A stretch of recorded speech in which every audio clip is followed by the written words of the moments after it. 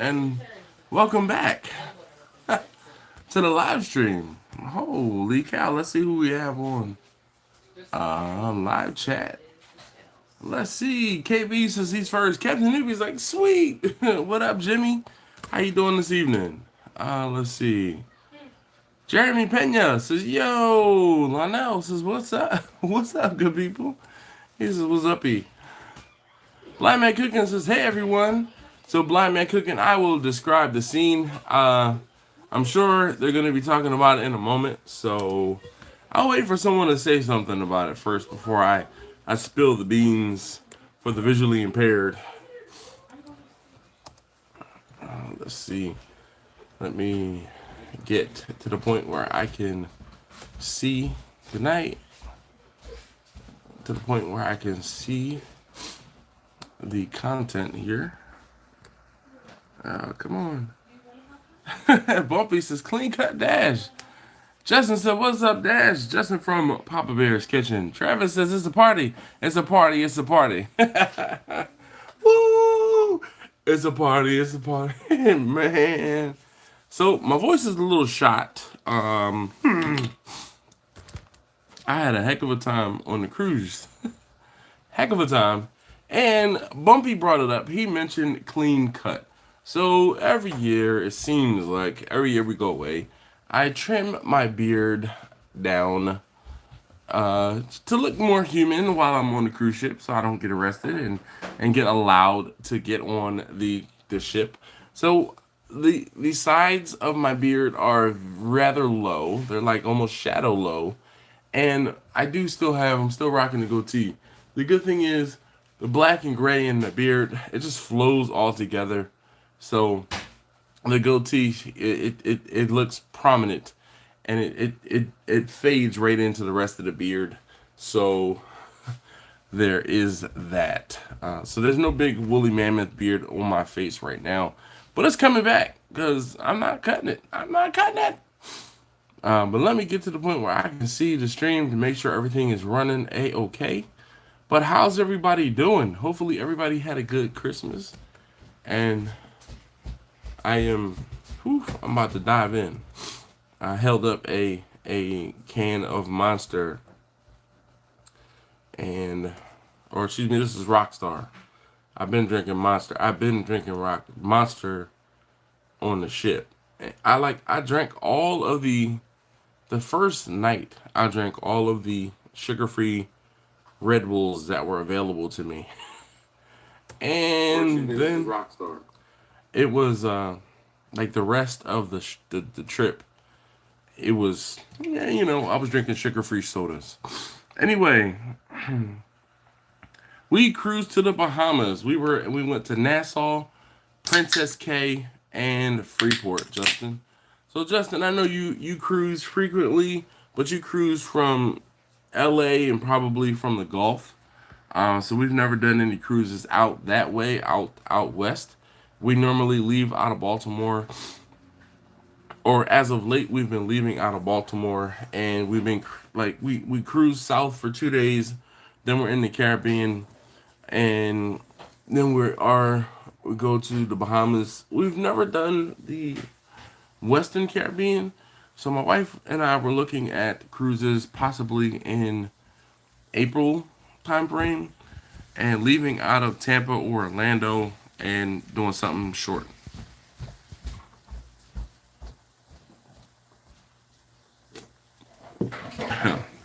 And I know, so say, Dash, you got a couple more gray in that beard, man. When there's less black to distract or to take away from all the gray, it looks a lot more gray. Steven! Wait a minute. Steven says, hey, yo, Dash, you looking dapper. Good evening, and good evening, everyone. I missed Steven's last comment, and then he said hi to Papa Bear. D-Dub says, hey, yo, Dash, hello from D-Dub's Backyard Barbecue in cold and rainy SoCal. I don't know if you've checked your P.O. box lately. Yes, I did. I checked it today. U.S. Postal Service, man. But yes, I was up there today. I try to make sure I check I try to make sure and check the P.O. box at least every Wednesday so that if there is something in the P.O. box, I can show it off during the live stream. So yes, I have been checking. Bumpy said Ash Dash has been good. Yeah, well thank you, man. Cheers. Salute.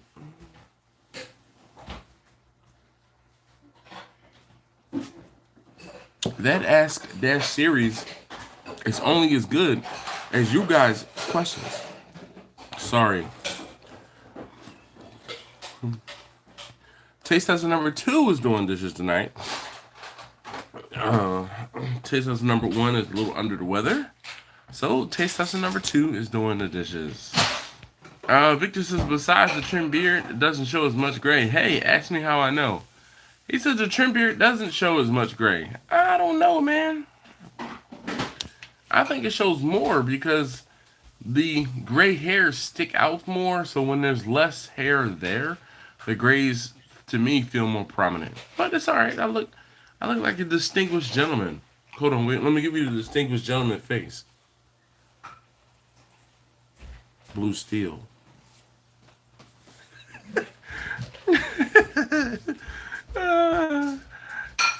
Terry says, Terry from Madwood Barbecue says, hello.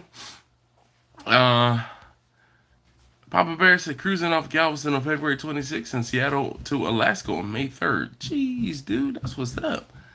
So, I guess, Justin, you are probably platinum status. Do you know how many nights you have on board? Because I can show you this and you'll know what it means. Here's my... trying to... there we go.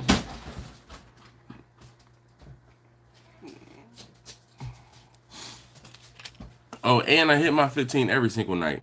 Every single night. And then not only did I hit my 15 some nights, I was able to dabble into my wife's as well. I became Santa and was giving out beers on the Lido deck at like 2 o'clock in the morning from the pizza parlor. What up, Kent? How you doing this evening?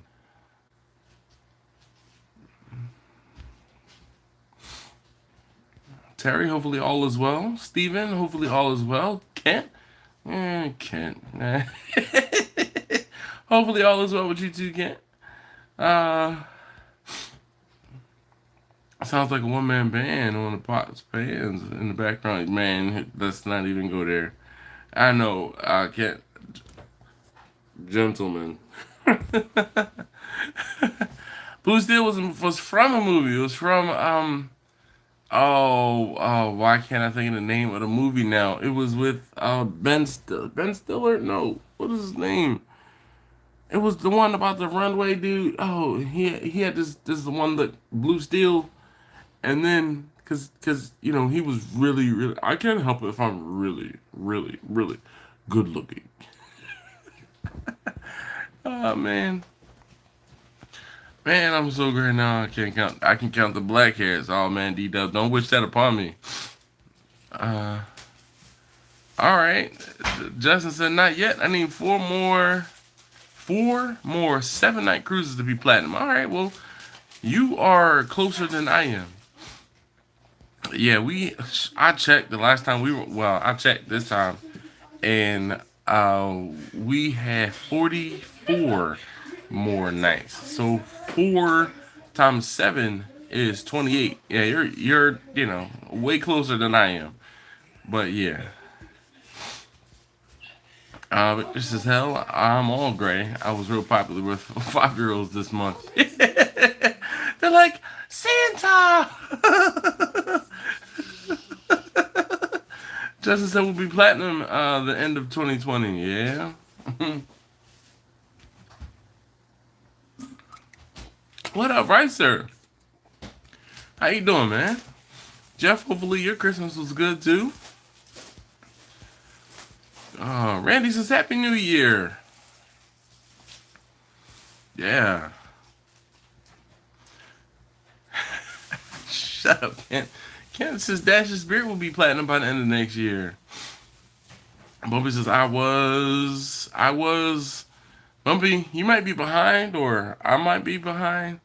Linnell says we need some jokes from Victor tonight. Linnell, you heard that, Victor? He said we need some jokes from you. What up, Grumpus? He says, hey, Dash and everybody. Yes, sir. All right, now it's a party. Somebody said Whitebeard. Grumpus is right on time.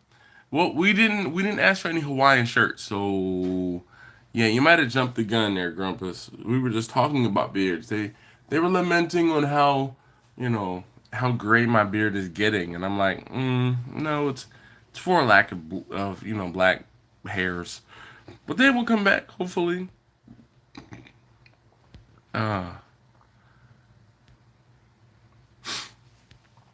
Man.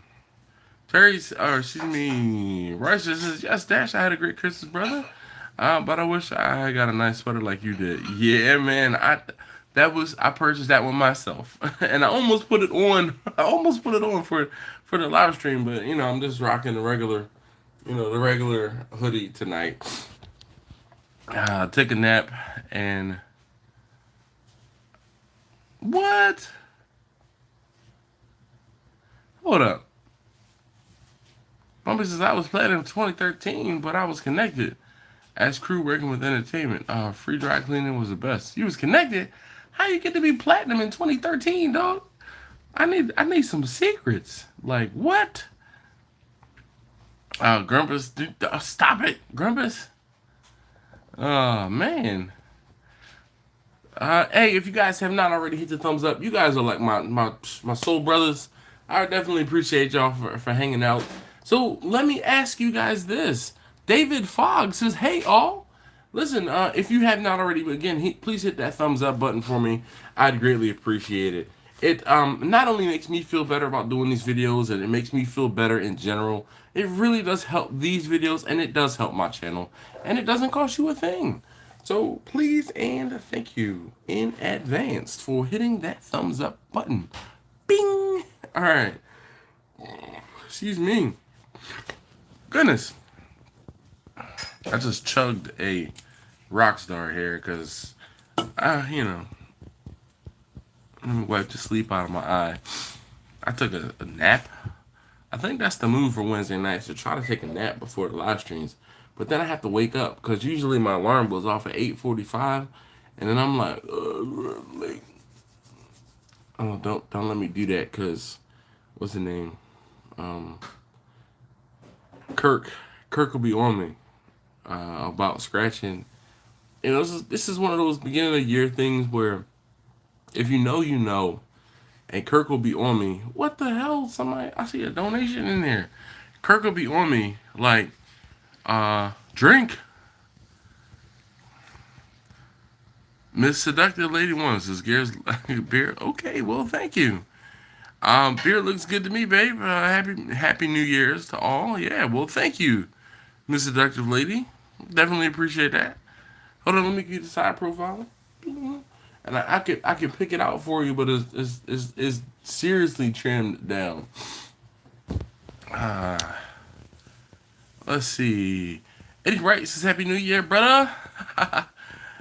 Justin said, LSG sent me a picture of my completed smoker. It'll be created and shipped next week. Nice. David Fogg, man. Thank you, sir. Appreciate that. He's got his kid or grandkid on the motorcycle with him, or are you on the motorcycle with someone else? Yeah. That's what's up. David, I appreciate that, man. But around here, if you donate, you get to say something, man. If you need a shout out, if you need want a question answered, something, don't just, wait a minute. I see what he says. He says, drink up, bro. I might have to actually break out something from over in the corner. I'm looking, our liquor cabinet has overfloweth, and now I have a liquor tower, and the liquor tower has also overflowed. So I'm looking over at the tower, and I'm like, what do I want to drink? I don't know. I think I'm just chilling. I had a lot, and when I say a lot of alcohol while I was on the cruise ship last week. So I'm pouring the Rockstar, sugar-free Rockstar into my cup. feel like I need to do a detox. That's how much I had to drink. It was bad in the best way. Ah, man. Al Blades, what up, man? Cut it up, cut it up, cut it up. How you doing, sir?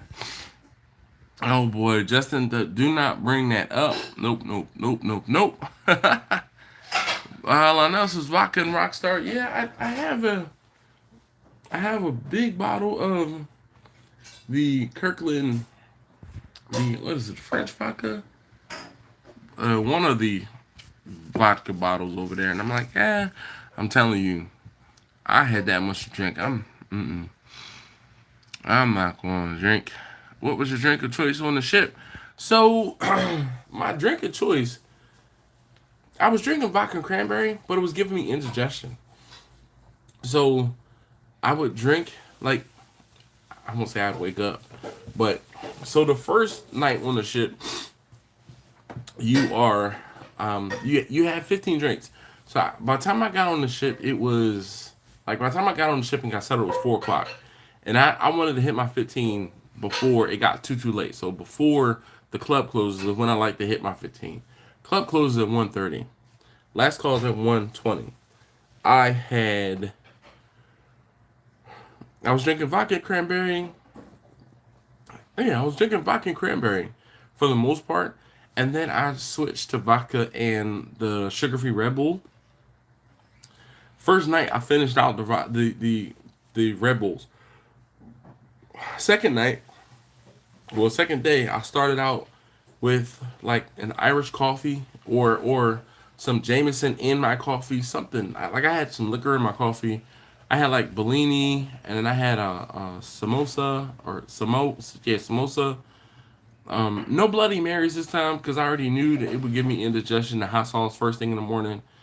Then I like vodka and cranberry was prevalent in the beginning, and then I kind of switched from vodka and cranberry. And when I say vodka, it was like Belvedere and cranberry or Grey Goose and cranberry.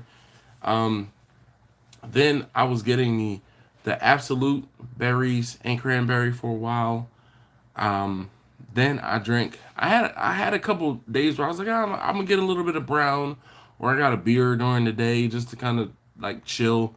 But then towards the end, I was drinking Woodford and Diet Pepsi, and I was also drinking like Belvedere or Grey Goose and the 7-Up Zero. But almost every single night in the nightclub on the ship, I was drinking vodka and Monsters, like vodka Monster, vodka Monster, vodka Monster, to the point where I could go different places on the ship, different bars, and like they were already pouring for me. Like, they were already pouring and knew my folio number and basically were putting it up, sitting it down for me to sign before I had to say anything. And I'm like, okay, I guess I'm drinking this one. So, Randy says, myself, I'm going gaming and working on a 6-pack. Oh, boys, nice, a Bud Ice. Yeah, I have some Miller Lite over in the corner. But Miller Lite, I finished the night with the Miller Lights. And usually that was after I hit my 15 in the club, I might continue to drink off of my wife's drinking plan at the pizza spot. The pizza spot, it got so bad that I used to, like, I could walk up and he would see me and he'd give me the nod and I'd go sit down. And then he'd give me the nod like, okay, your pizza's done. And he'd also hand me a beer that was rung under my wife's folio number. I like, when you're nice to people on the ship and just say hey and please and thank you, they know you. And I mean, like, I'd walk around the ship and I see bartenders, I see people, and they're like, not saying Dash, they saying my government name. They're like, Dash. I'm like, Yuri. The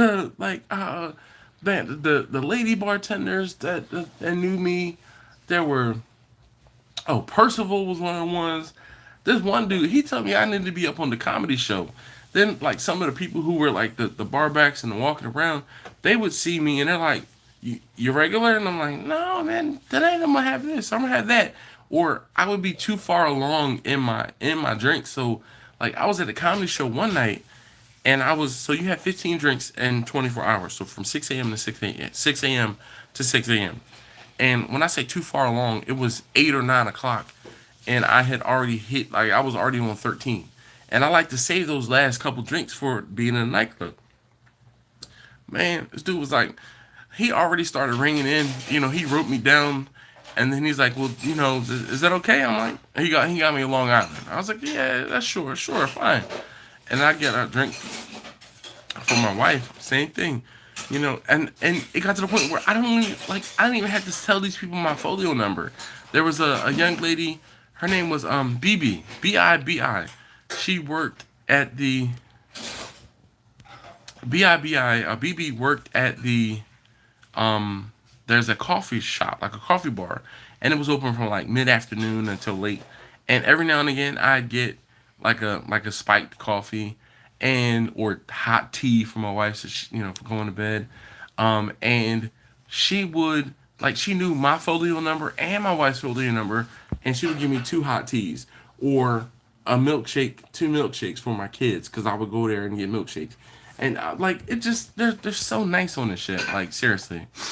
Nice. Al says he got a huge griddle for Christmas. He said, I'm gonna have to cook it up. He gonna cut it up, then he gonna cook it up. Or is he gonna cook it up, then he gonna cut it up? Um, Justin says, 15 as a limit, not a challenge. Man, Justin, 15 drinks. What do you drink after lunch? So Kent, man, I'm telling you, like, I was drinking. I won't say all types of stuff, but I was trying different things. Like, towards the end, I really was drinking Woodford Reserve, like Woodford and Pepsi, because they didn't have Coke, and I prefer Coke, but they didn't have Coke, so I'm like, I'll do brown and brown. So the Woodford was good. I I had a couple Long Islands throughout the day. I never really had many daiquiris. Like, I don't think I actually had a daiquiri for myself. I got a couple like virgin daiquiris for the kids. Look, yo, it got to the point where my kids could go to the bartenders and tell them who they were, and the bartenders would give the kids non-alcoholic drinks on me. So with the drink plan, you can get specialty coffee, virgin drinks, soda, like energy drinks, bottles of water, anything to drink that could possibly cost you money, you could get for free with the drink plan. So that's why we take advantage of it, and only one of us needs to have it. Because if one of us has it, then I could just tell the bartender, hey, can you split that up between my two kids? And then I'll come back in 5 minutes and get another one for my odd man out child. And they're like, oh, okay, no problem, sure. But it got to the point where I was sitting at the bar with one of my kids, with my middle son, so he's son number two, and he said, I know who your daddy is. He said, you tell me who your daddy is. He said, and I'll make a drink for you. My son, his eyes lit up like, what? What? Sure. So then I sent taste tester number one and taste tester number three back down to the bar where he was, and I'm like, hey, tell Mr. Yuri you're my son. So sure enough, he's like, you're Dashi's son? Yeah. He's like, okay, hold on. So he's like, boom, boom, boom, boom. He makes them two daiquiris, and they are like happy as clams. Yeah, Justin is holding up drinks. No Kahlua in the coffee? No, I had Kahlua in the coffee one day. But like I was drinking, I had rum in the coffee one day. So I had Appleton rum in the coffee one day. I had Kahlua in the coffee one day. But the favorite one was the Irish Car Bomb, or Irish coffee, which was Jameson, Bailey's, and coffee. And then, yo, you know what's crazy? On the last sea day, so the last day before we got off the ship, I met a real life loan shark. Like, a real life loan shark. David is, yes, definitely some frosty beverages. Kent, he told me I needed to be on the comedy show because I was cracking jokes the entire time I was sitting at the bar. Lionel says, how many times did you flash on the cruise? None. It's a sideshow. Lucum says, Kent says, Mrs. Dutch said, we're going on our cruise, all the booze has to be included or we will go broke. You know what? So Kent, I tell you, man, it it really it's one of those things. So I'm a big proponent of Carnival cruises. I've been cruising on Carnival for, I mean, I'm 42. I think we've been cruising on Carnival cruises for probably almost 20 years. Like seriously. My wife and I, we took our first cruise and I had to be 21. So 20 years. We took our first cruise. We left from Orlando. We flew down to Orlando, got on the got on the ship, and we went from Orlando to Key West. Then we went to Cozumel, and then we came back to Orlando. So it was like a 4 or 5 day cruise, kind of break us in. Then our next cruise, we went from Baltimore to Bermuda, and that was another like 3 to 5 day cruise, and it was basically a day to sail out to Bermuda, and we went to one port, and then we sailed around the island, and we went to another port, and then we came back home. So that might have been a 4 day cruise. And then after that, we hadn't taken any cruises in quite some time. Then when our kids were young, we took a cruise. We left from like Hampton, Norfolk, Virginia area, Newport News, like wherever the ports are down there, and we went to the Bahamas. We went down to Freeport and Nassau, and boom, that was that one. Then we went back to Freeport and Nassau. Well, we went Port Canaveral, or excuse me, Charleston, Port Canaveral, Freeport, Nassau. And I think we might have been supposed to go to Freeport, Princess Cay, then Nassau. So that was like an action-packed cruise. And one of the places we missed. And it's like, okay. So then the next time we went to Freeport, Nassau again, just us. And when I say just us, it was just my nuclear family. And then this last time we went to Freeport, Princess Cay, or Half Moon Cay, which was different because we normally go to Princess Cay. So we cruise the same or similar, very similar itinerary almost every time because that's what's convenient. Like I can get on the cruise ship from my house. It takes me less than 15 minutes to get to the port, like including parking. And yeah. Bumpy said, glad you enjoyed your trip. Happy New Year. I will listen to the rest tomorrow. Hey man, thank you, sir. Appreciate you. So skip to the half hour in. Yo, Jimmy says, see you the man even on the ship. Yeah, man, I make friends everywhere I go. Like it's funny. Somebody on one of the trips said it before. This dude was like, man, you like the mayor on the ship. When I laugh and I joke and I talk to you guys about how, people will see me in the dining room and give me nods and hey, what's up? And, it wasn't so much of that this time, but there was a lot of it. And my wife would be like, we've been on the ship for X number of days. How do you know so many people? I'm like, they be in a nightclub. They be upstairs getting pizza. And it was funny, like this year, Taste Tester number 2 experienced a lot of that with me because he was upstairs with his friends. And he's washing dishes like, huh? What'd you say? I was saying that you experienced a lot of the hanging out late at night on the ship. And, they're like, oh, that's your son. Like, it was funny. Come here for a second. You can leave the gloves on. You don't have to take the gloves off. So he's washing dishes right now. So go ahead. Come. So I described my son. I'm like, yeah, he's upstairs playing basketball. He'll be up there playing basketball. He's got the big hair. Right? And do people come up to you and say, hey? Yes. Immediately, I walk up. Okay, so basically to get to the basketball court, you take an elevator to the 10th floor, and you're in the very front. Deck? Yeah, 10th deck.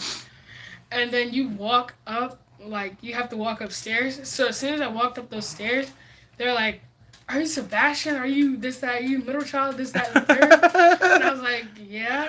He's like, oh, I know your father. I was like, oh, okay. And he was just initiated because every time they saw me, they're like, yo! Every time they saw him, they're like, yo!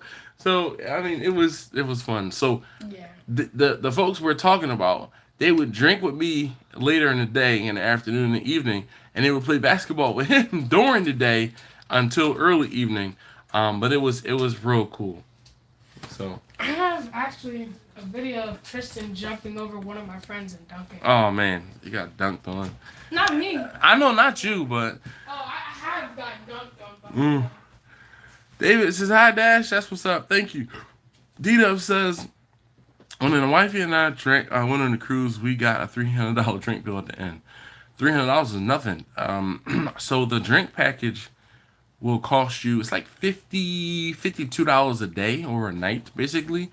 And that $50, when you think about it like this, if you have more than 6 drinks in a day, you're getting your money's worth. And I had my 6 drinks.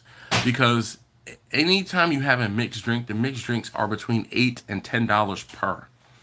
And that's just the liquor portion of the mixed drink. And like I said, I hit my 15. Victor says, rum and coffee? Never have tried that. Now I know how to start tomorrow morning out. He said morning. Not morning, but morning. DJ says, sup, big brother? How you doing? Y'all making big moves, family? Well, thank you, man. Opario Cooker says, good evening, Dash. Hello. D1 Gaming. Good evening, all. How you doing? Lou Calamadas, he says, hey, yo, what's up, Dash? Hey, my goodness, it's so good to see so many of you guys on the live stream. Let me catch up. I know I'm a few moments behind. Man, Justin says my favorite. Oh, Lou also says, what's going on, barbecue fam? Lou, I am retelling stories of being on the cruise ship last week and having an absolute ball. You missed it. Taste Hustle number 2 was talking about how he got spotted by folks and, my friends became his friends and then we all became friends. Tell him about the drunk guy. Oh my gosh. I'll tell you about this dude that was an absolute fool on Christmas morning in a couple minutes. Somebody remind me in about 10-15 minutes to talk about the fool on the ship. He was a fool. And my voice has still not recovered yet. Justin says, my favorite part of cruising is talking to strangers. Man, talking to strangers is the best. You know why? Because you talk to like-minded individuals. Man, I could tell you stories of meeting this dude named Carl on the on the Lido deck, so the ninth deck. Oh, What? I'm not meaning to cut you off, but you have to tell them about LeBron and his signature. LeBron's signature? What did he sign? He signed his name. That way, I could, if I were like at a bank or something, I could make out LeBron out of that. All right. Like his actual name on it. Well, all right. I'll tell y'all about LeBron too. He seemed cool, but not that LeBron, but his name was LeBron, or that's what his name. He said his name was. But anyway, talking to complete strangers. Let's talk about that for a moment. So we got to Freeport, and so Nassau is the first stop. Princess K is the second stop. Freeport is the third port of call. And by Freeport, I was kind of in the groove and had my schedule, my routine worked out to the point where I could get up in the morning and watch the sunrise. I'm a big sunrise guy. I get up, like on vacation, I will wake up and see the sunrise. So I get up on the Lido deck to watch the sunrise, and I am at the back of the ship where the sun should be coming up because we are in port. And I meet this nice guy. Dude's name is Carl. And Carl was like, yeah, we cruise here, we cruise there. And he starts telling me about what he did, and he's retired, and he's going to be cruising more. And I'm like, man, you meet the darndest folks on the cruise ship. He's like, you sure do. And, he was telling me about how, he had friends that he lived in Southern Maryland. So he had like friends who he came up to Baltimore and stayed with. And then they took him to the port, and they're going to, watch his car and everything like that. And he kept saying we, so I don't know, no judgment, no nothing. So him and whomever, they're on the ship. But then he started telling me, he's like, yeah, when we get back to Baltimore, we're gonna go ahead and we're gonna do the cruise again. And I'm like, finally, I'm gonna meet someone that could tell me what it's like to stay on the ship. And he says, well, what happens is you get your things together and you don't have to take all your things out of the cabin. He said, all you have to do, Monster Mobile Legends game, all right. He said, all you have to do is take your passport, your sail and sign card, which is this card here. Your sail and sign card, your sail and sign card, and your sail and sign card is connected to the world, basically. Credit cards, all of that stuff. So you take that, and then he said you turn the sail and sign card in, or they deactivate it, and they give you a new one for the next ship. For the next go around. I'm like, what? He said, yeah, they give you a new card, and your folio number is new, but obviously you're still in the same room, you're still this, you're still that, but you have to get out of the way so they can clean everything. And I was like, oh man, that is so cool. So, he was telling me about the experience of, and they have a special place to meet the people who are staying on the ship for more than 1 week. He said, because there's always people who, take back-to-back cruises, and I'm like, man, I'm trying to be like you when I grow up. So, yeah, Papa Bear, he says, Sideshow Bob. Dash, what's your favorite meal on the cruise? So, Mike, there is a steak and lobster night. Like, they do lobster tails. So, whenever they do lobster tails, like, it is a must that I order the lobster tail and whatever else I can, like the steak or, like, yeah. But my favorite meal is actually the chef's table. So it's not really the meal, it's an experience. So the chef's table is awesome. Sean, man, how you doing, man? He says, never been on a cruise. I can't bring myself to be confined with that many people on a boat. Dude, I'm telling you, as many people as you are on the ship with, you meet new people every single day. And also, on the converse, as many people are on that ship, you see the same people every day. It really is not, it's not a problem. It's not a problem. Lou, what cruise line? We cruise with Carnival Cruises. Mike says, hey, cooking with Steven? Yeah, he asked how he was. Do you ever silently critique the cruise food? I don't have to silently critique it. Randy, I can tell people, like, if you don't like something, you tell the wait staff, and they will get you 2 new plates of something else. They don't have a problem. Like, yeah, Lionel says my cruise was a nightmare. The wife and I came home with twins.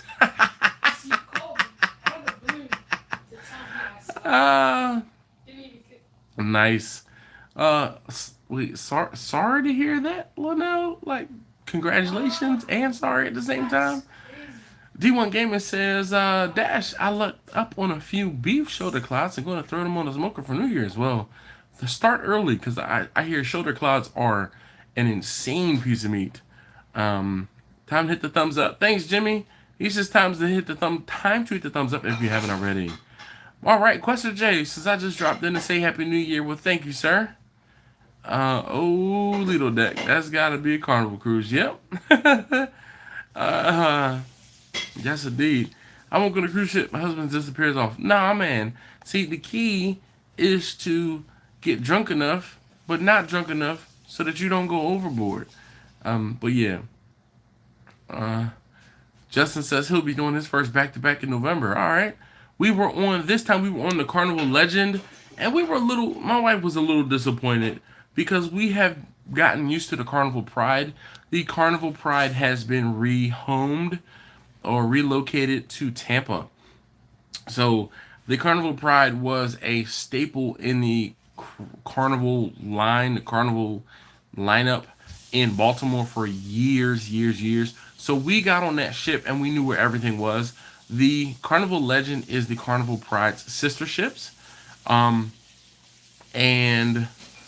almost everything was the same. There were some similarities, some differences, some updates, but the Pride, the Legend are honestly, they're outdated ships, they're older ships.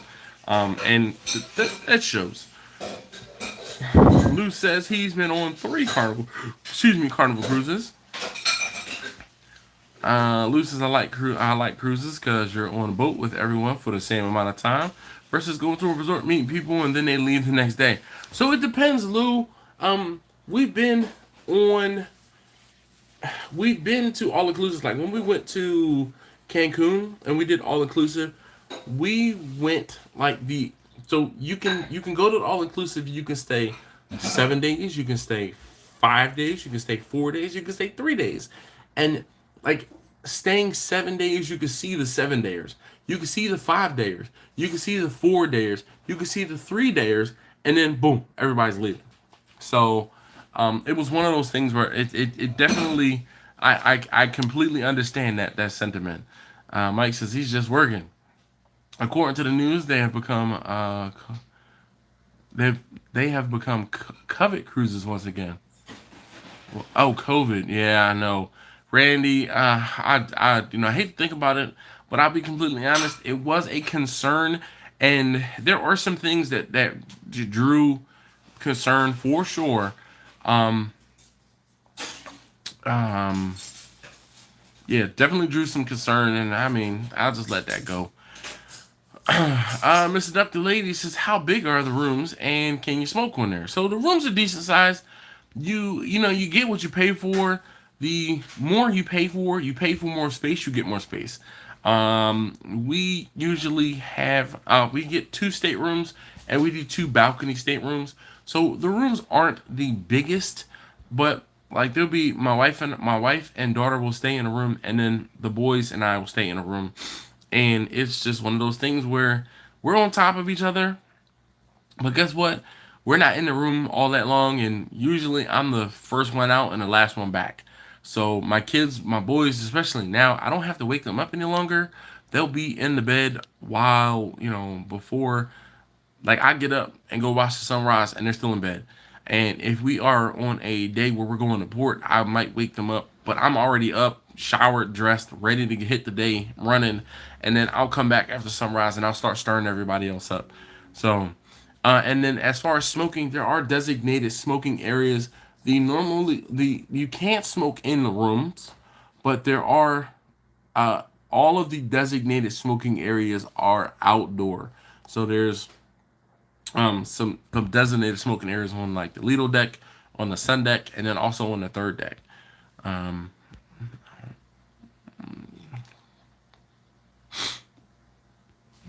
D1 Gaming says, "Me and the wifey have been on a few cruises, and we go with Carnival.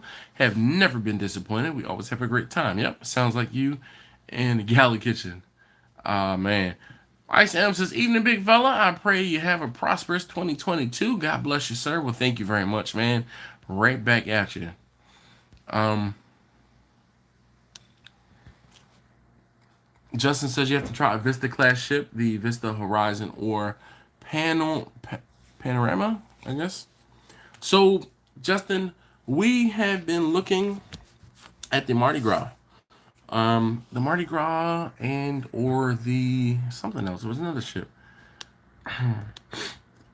The Ricer says, I think when Dash retires, he can work part time on the ship. Man, I probably would have a absolute ball working on a cruise ship.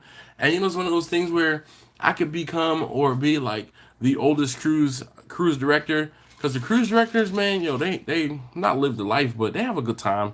And I don't know. I don't know. It's one of those things where meeting new people will probably be great, but meeting new people will probably be draining. Because I mean, like I know there are different times where, like I'm tired of folks like, yo, leave me be, like leave me alone. He's the greeter, definitely, greeter or working on the entertainment staff, but I could do it. I could do it. But being on cruises, that's a young man's game. I'm telling you, definitely, it's a young man's game. Cause, man, dude, what are you doing? Nothing. Mm-hmm. Stop all the bopping and banging. Anyway, how is everybody doing? Ricer, I know Ricer's setup has just gotten like crazy. Oh, there were a couple of you guys who asked about the cameras or the setup, the new setup. So while I'm here and they are in front of me, Crumpus says, "What smoker would I take with me to stay on the ship?" Man, there's no way I could take a smoker on the ship. You know how many folks eat at one time? So this is the This is the camera. This is the Luminex slash Panasonic G85. Yes, G85. I just had to make sure. So one of the things that I got hooked up, it has a AC power connector, which means that I can plug this in and it'll run for as long as I have time on the card. The card pops out from the side. One of the problems I have with my current camera setup is the battery and the camera, the tray for the card are underneath. So I have to take it off the tripod. Obviously, you see the external microphone connects here. So this is called a dead cat. This that goes over the microphone, it's called a dead cat.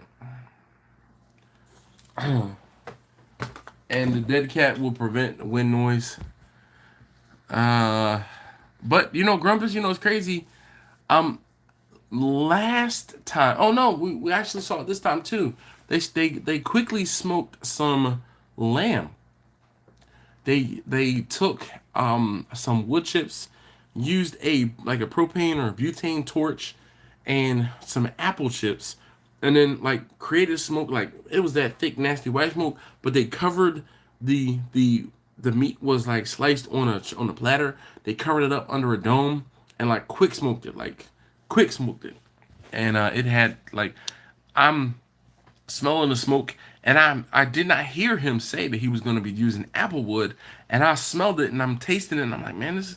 I said to my mom, I said, this tastes like apple. And he said, you didn't hear him say it was apple wood? And I'm like, no. I'm like, all right, the boys got it. Ricer said I didn't go on a cruise, so I bought gear instead. Yeah, well, Ricer, me going on the cruise is not me going on the cruise. It's the family. So yeah, it trust me. But I have a ball too. Was there any barbecue on the cruise? Damn, nice camera. Technically, I'm trying to think. There was no. I mean, there were grilled steaks, but when grilled, but there was no like barbecue restaurant. I think they had ribs one night. Taste tester number 2. He can't hear me. He's got headphones on, but they had ribs. I think. Mike again. That's called a the dead cat. Rice said, "My boy with the big kit camera, yeah. Can't that become used as well? Yes, it can. The camera can be used as a webcam. Danny, how you doing this evening, Danny? Good to see you. Glad to see you. Oh, thank you. What? B-boy since 1983. He says, what up, Dash? Stopping through to show some love. I appreciate you, man. Definitely appreciate that. So Danny, Justin, yes, that camera can be used as a webcam. I have not set it up, but it can. I just have not, like, since I got the camera, there was Thanksgiving, there was Cruisemas. Cruisemas. So that's another thing too, right? Getting on a cruise at Christmas is a thing.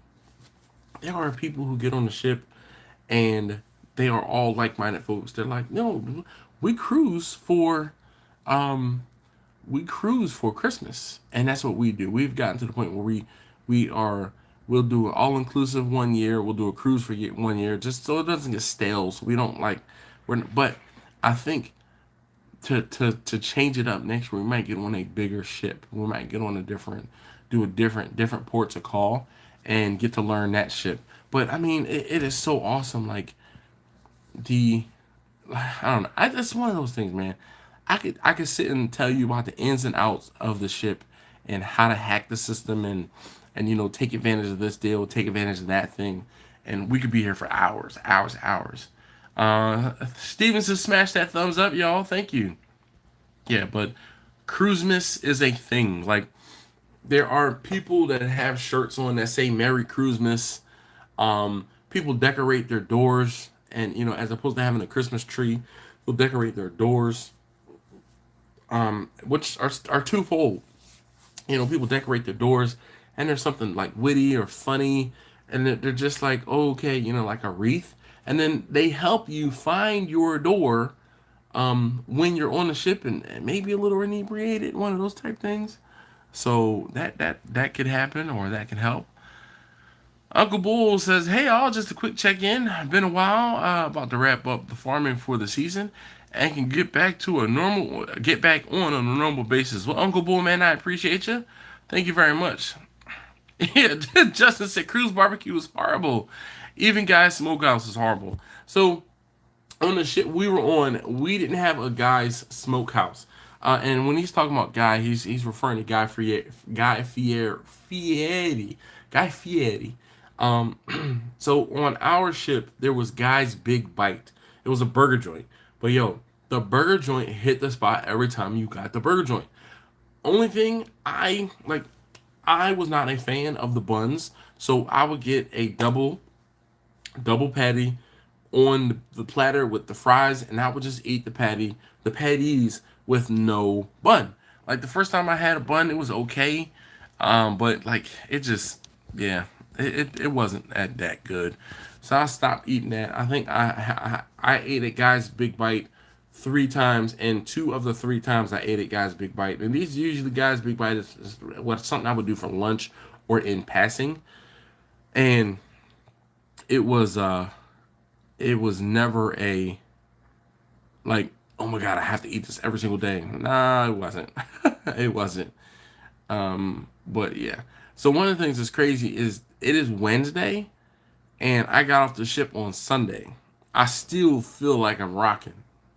Like sitting here, I feel like I'm rocking. Like my sea legs, yeah, just yeah. D1 Gaming says Christmas was good. Smoked the prime rib and slept the rest of the day. Man, Christmas was good for me too, man. We spent Christmas on the water. So Christmas morning, woke up, and actually Christmas morning was awesome. I spent all night. I was up all night with Taste Tester number 2. He has a thing where he wants to stay up one night, like all night long. So we stayed up, and he ended up dying. Like he crashed right before sunrise. But we'll give it to him. He stayed up all night long, and we greeted the sun. Woke up to the sun. My wife woke up early, and she joined us up on the sun deck in order to see the sunrise. So that was pretty awesome. Then I had breakfast, and that day I didn't actually have breakfast. My breakfast, I got a beer, and I had the Irish coffee, and I drank that. And like I said I talked about how I met a real life loan shark, bruh. I met a real life loan shark. I'm just gonna leave it at that. And so that was pretty good. After my breakfast, I sat on the deck, and my wife and I went to the Serenity deck, which is like or Serenity area, which is an adults only type thing. And I laid down on one of those cots outside, and I was like, I was knocked out.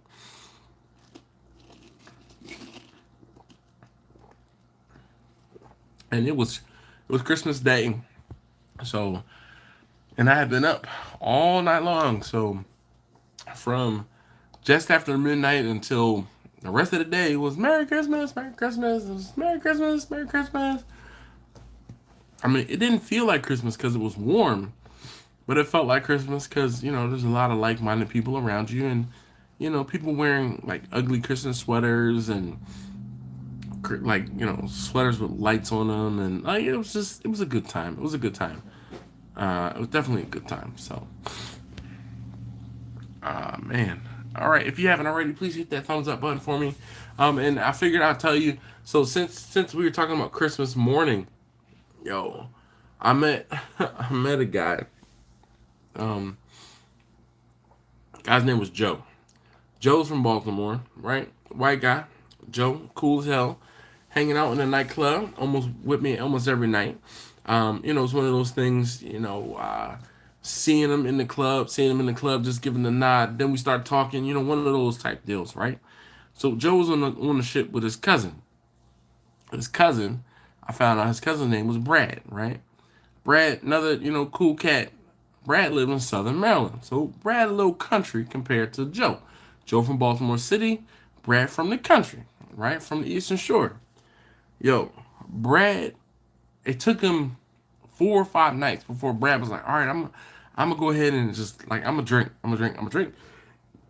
Man, Brad drank to the point of drunkenness. And it was like The club let out on Christmas Eve was crazy because everybody was up on Christmas Eve. So the club let out and everybody goes to get pizza. See, again, I hacked the system where I know there's going to be a bottleneck because there's one dude upstairs making pizza and one place to get food at 1:30 in the morning. So guess what? I go up there. I go to the pizza spot at last call. Last call, couple minutes before everybody else. So that 10 minutes gets my pizza made, gets my beer in hand, and I sit down. By the time I sit down, I'm eating while everybody else comes on upstairs. So it's a mad rush. So I'm comfortable sitting down, eating, enjoying my pizza, sipping on my beer, and then everybody comes upstairs. Well, they're waiting in line. Like I said, the pizza takes 7 to 10 minutes per person, right? And they're making like 4 at a time. But still, if you are one person, you're ordering 2 pizzas, it could take there's a bottleneck. Man, Brad was standing in line. He was drunk. Dude started dancing around, and he was mimicking playing basketball, right? Because he was tall, lanky, white dude. He was up there on the court, and he was just mimicking, dancing around, and playing basketball while he's dancing in the line getting pizza. Yo, my man was dribbling and like alley-ooping, dribbling and rebound. I mean, not right. Rebound, passing, dribbling and laying it up, dribbling and crossing folks over, all while standing in the pizza line, completely drunk. Like drunk. He had everybody, and there's probably 40, 50 people up there, completely all eyes on him as he is making an absolute fool of himself at 2 o'clock, 2:30 in the morning. Yo, he finally gets his pizza after dancing around for probably 6 to 8 times. Gets his pizza, and he's walking back to his seat where he's about to sit down, and he's dancing around holding his plate. When they give you a plate pizza, they give you a plate-sized pizza, and they cut it into 4 quadrants. He dropped 3 of the 4 quadrants on the floor, and was like, "Oh well." And he sat down. He commenced to eat the ones. Yum. It was hilarious. After he ate his one piece of pizza and had something to drink, I don't know if he had some juice, some water, something. They went up to the basketball court, and my man proceeded to air dunk, because they couldn't find a ball. He proceeded to air dunk, held onto the rim too long, and he fell flat on his face. Yo, I wish I could have been there, but I wasn't getting up from my seat. The kids that came back down talking about him dunking and falling on his face, it was priceless. I saw him the next day, and he had no hangover. To his credit, he had no hangover. And he was like, I remember everything. I regret nothing. I'm like, okay, bruh. Like, woo, boy.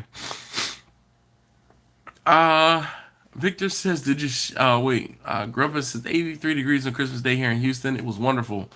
I'm a Northeasterner Christmas guy, so being warm at Christmas, it just doesn't feel right. Victor says, did you share any of my lame holiday jokes to those on with the holiday sweaters? No, I did not. Did a loan shark shut you up and get you in the next smoker trailer or truck? No. Justin, dude was charging 50 points on the dollar, 50 cents on the dollar. So nope, not for me. Not me. Did anyone get video that will be valuable? Yes, Victor. Taste tester number 2. Yes. Do you still have video of that dude dancing and jumping around? The white guy? Yeah. Yes. Can you show them him? Sure. All right. Yeah, there was. Oh, my phone is dead. Oh. Do you have a charger? Yeah.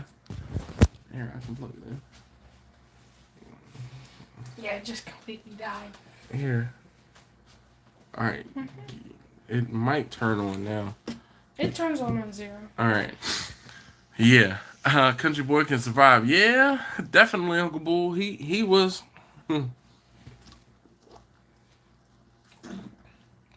He was a mess. But he wasn't doing anything like real heavy. He was drinking like Coors Light or Bud Light or something like that.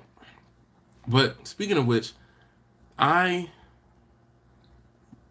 would go up to the pizza spot. And like I said, the dude knew me. I didn't have to say anything. He would just give me the nod. He would start making my pizza and then have a beer ready for me. And if I had no beer, if I had no drinks left, he would put in my wife's folio number and give me beers from her. It got to the point where he was giving me 2 at a time, and I would just come back up and sign the slip in a few minutes. And like I wasn't drinking all of them. I'm like, all right, who wants a beer? Who needs a beer right now? And I was giving beers to other folks because I'm like, if I'm not gonna drink them and I've already paid for it, I might as well get my money's worth. So, but I drank all of the Miller Lights that were up there. I drank almost all of the Peronis that were up there one night. Oh, can we get sound? No. Yeah. No. Oh. All right. Now you get messages and such. Yes, of course. First they want to blow up the group chat. Are you still talking to people from the cruise? Yeah. Alright. See, you make friends, vacation friends. Can you? Wait, Alright. That is Brad getting down.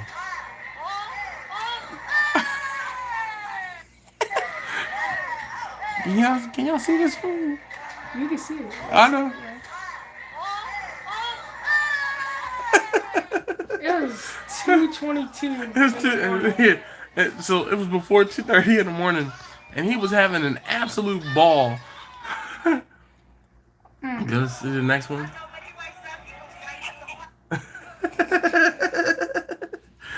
And he was fine the next day. I saw him early in the morning. Yeah, I saw him in the court in the morning as well. I'm surprised he was alive. Oh, I changed the time on it. That's right. Well, it's not December 28th. That's today.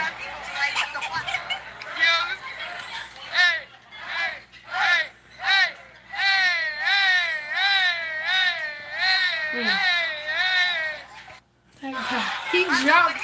It's so funny. He waited like 40 minutes in line. Yep, and dropped his pizza. So funny. Oh man. Uncle Bolt's living large. Victoria says Brad is feeling no pain. He felt no pain. Thank you. No problem. He definitely felt no pain. He was, and let's think about it like this. That was at 2:20 in the morning. He got upstairs probably at 1:40ish, 1:45, and was doing that the entire time. Just about. He was standing in line, you know, and like I'm just sitting there like, man. And they're like, just the one person, he gonna be hurting tomorrow. That's what I said. But he woke up. Excuse me. Captain Newey said he made the wait shorter for everybody. Sure did. Sure did. He was the onboard entertainment at that moment. For sure. Because goodness gracious. He's like, act the fool. Uncle Bull says, who said white man can't jump? Yeah. KB says, I didn't know you were taking video of me. Oh, trust me, KB, I know that wasn't you. I know that wasn't you. Lionel says, damn, I like the way Brad party. Yeah. It was like one part Brad being drunk, two parts the hype people, like it was the kids that were hyping him up. So it's funny because you can kind of see the cliques as far as the kids on the ship, right?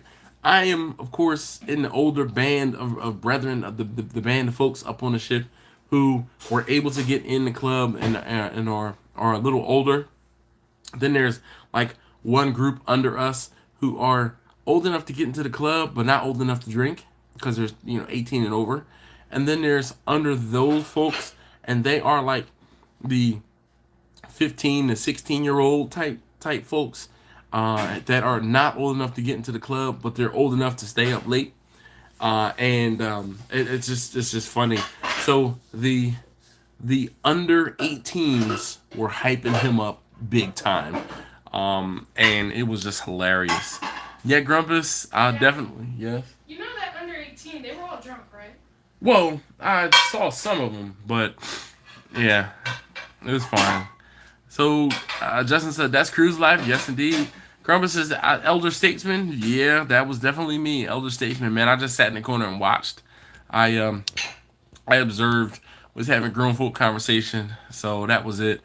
Victor says, "Howdy, Victoria. I'm eating and just saw you. Glad to see you made it. Make it. Yes, indeed. Oh, goodness gracious, man. Oh, goodness gracious.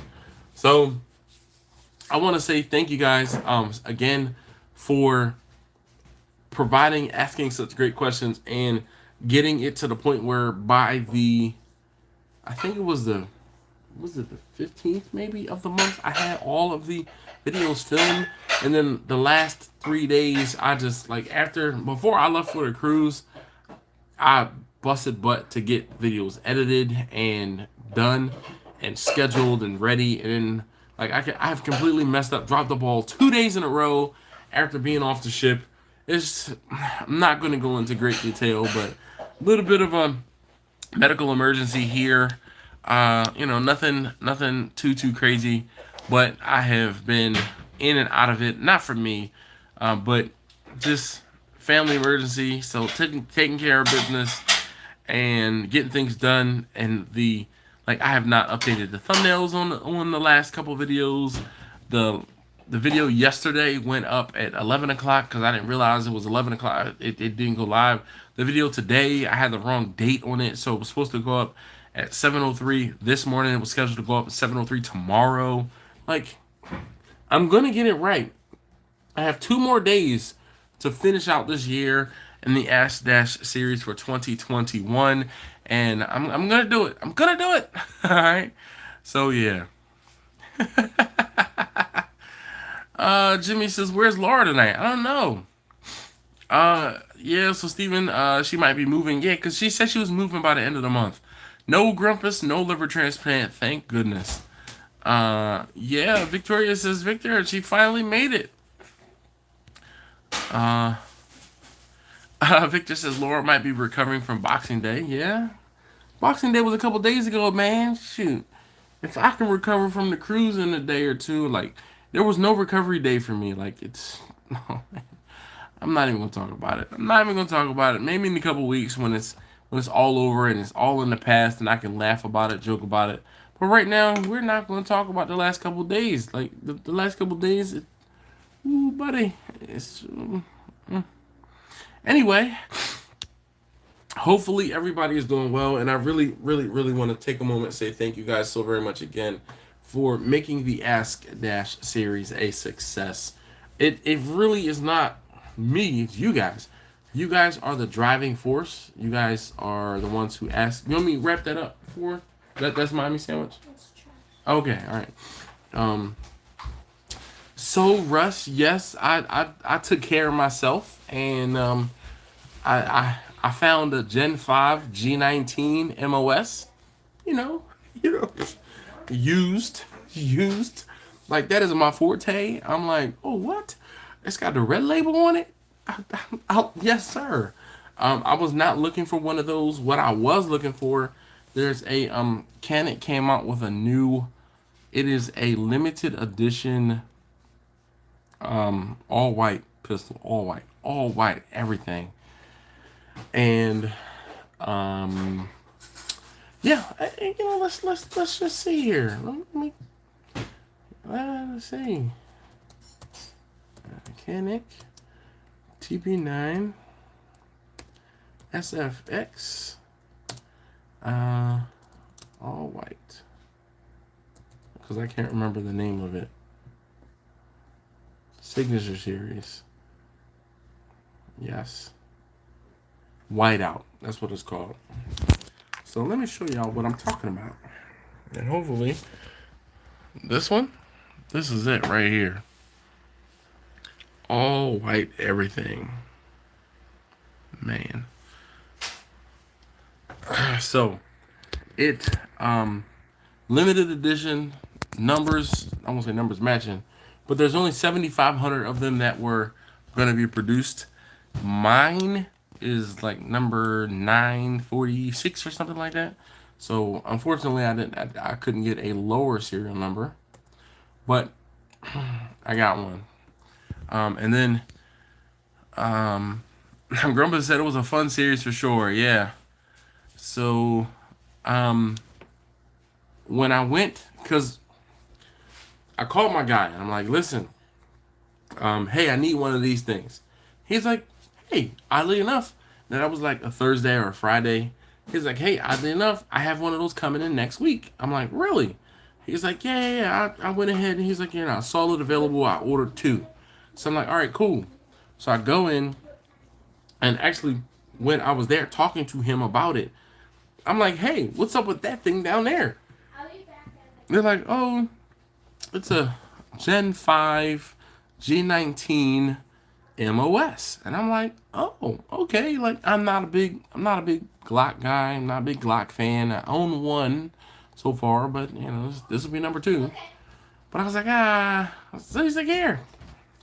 I put it in my hand. I'm like, all right, well, it's not the worst thing in the world. And then I was like, nah. I'm like, when he told me the price, I was like, for MOS used, I looked at it, never been fired. I was like, you know what? I'm gonna go ahead and put this one in the case, so I can something happens later in life, because of the fact that it's a G19. There's so many people using and that have G19s. It'll be one of those things where I could get aftermarket support like crazy. I was like, you know what? Just let me go ahead and pull the trigger on this one. And I'm like, all right, I'm gonna pull the trigger on that one, and I'm gonna wait until the other one comes in and do the paperwork for both of them at the same time. So that's what I ended up doing. Did the paperwork for both of them. When I got off the ship, I was expecting to get off the ship on Sunday and turn around and go right to Florida on that Monday. That didn't happen. So with that being said, I'm like, all right, well, Monday, I'm like, let me go pick up my pistols, right? They out of Maryland pistol jail. Like, I go pick them up, and the store was closed. The guy who, dude, I'm not there yet for staccatos, man. I'm not there. The guy who runs the store that I go to, I frequent, he's on the ship that I just got off of this week. So the store closes for the week. So and I went to pull the door, and I was like, damn, I read the sign. It was like they'll be closed until January 2nd or January 3rd. I'm like, no. I was hoping to get my pistol out of concealment, not concealment, but jail. Yeah. Sean says, I think the G19 is the most perfect pew pew ever made. It hits all the sweet spots. I don't know, man. You know what, Sean? So as I delve deeper into the G world, okay, I think my next acquisition, if I had to acquire anything else or another one, it probably would be a G45. The G45 has a longer handle from a 17, but the short barrel from the 19, and that checks all the right boxes for me. I have a bigger hand, but I don't necessarily want or need the bigger barrel. The G17 is just like, it's a little unruly for me, but I know that like with the Canic. So Sean, I ask you, have you shot? Have you used? Have you taken, not delivery of, but have you given the Canics a spin? Because I have changed folks' minds by handing them and letting them shoot some of my Canics, and they're like, "Oh wow, this is different. This is nice." And for what it is, the price point, like the Canic cannot be beat. String Bean Brad was feeling good. Yeah, he sure was. Sean, I'm not there yet with the SIGs, either. I have fired a few. I think I fired the P365. I know, I'm pretty sure I've done the 320. I just, it's one of those things where I don't want to fire it because I don't want to like it. And then it'll be like scratching, like itching at the back of my mind or something like that. But I have a friend who's a big SIG guy. Like, he's got the 365, he's got the 320, he's got, Russ says, I'm a Glock fan. Yeah. Smoking Goodness Barbecue. Good evening. Well, look, Russ, I'm not. I currently own, I have a 48. Yeah, I have a 48. And again, it's one of those things. I was in the store, and I was in the store that I work at now.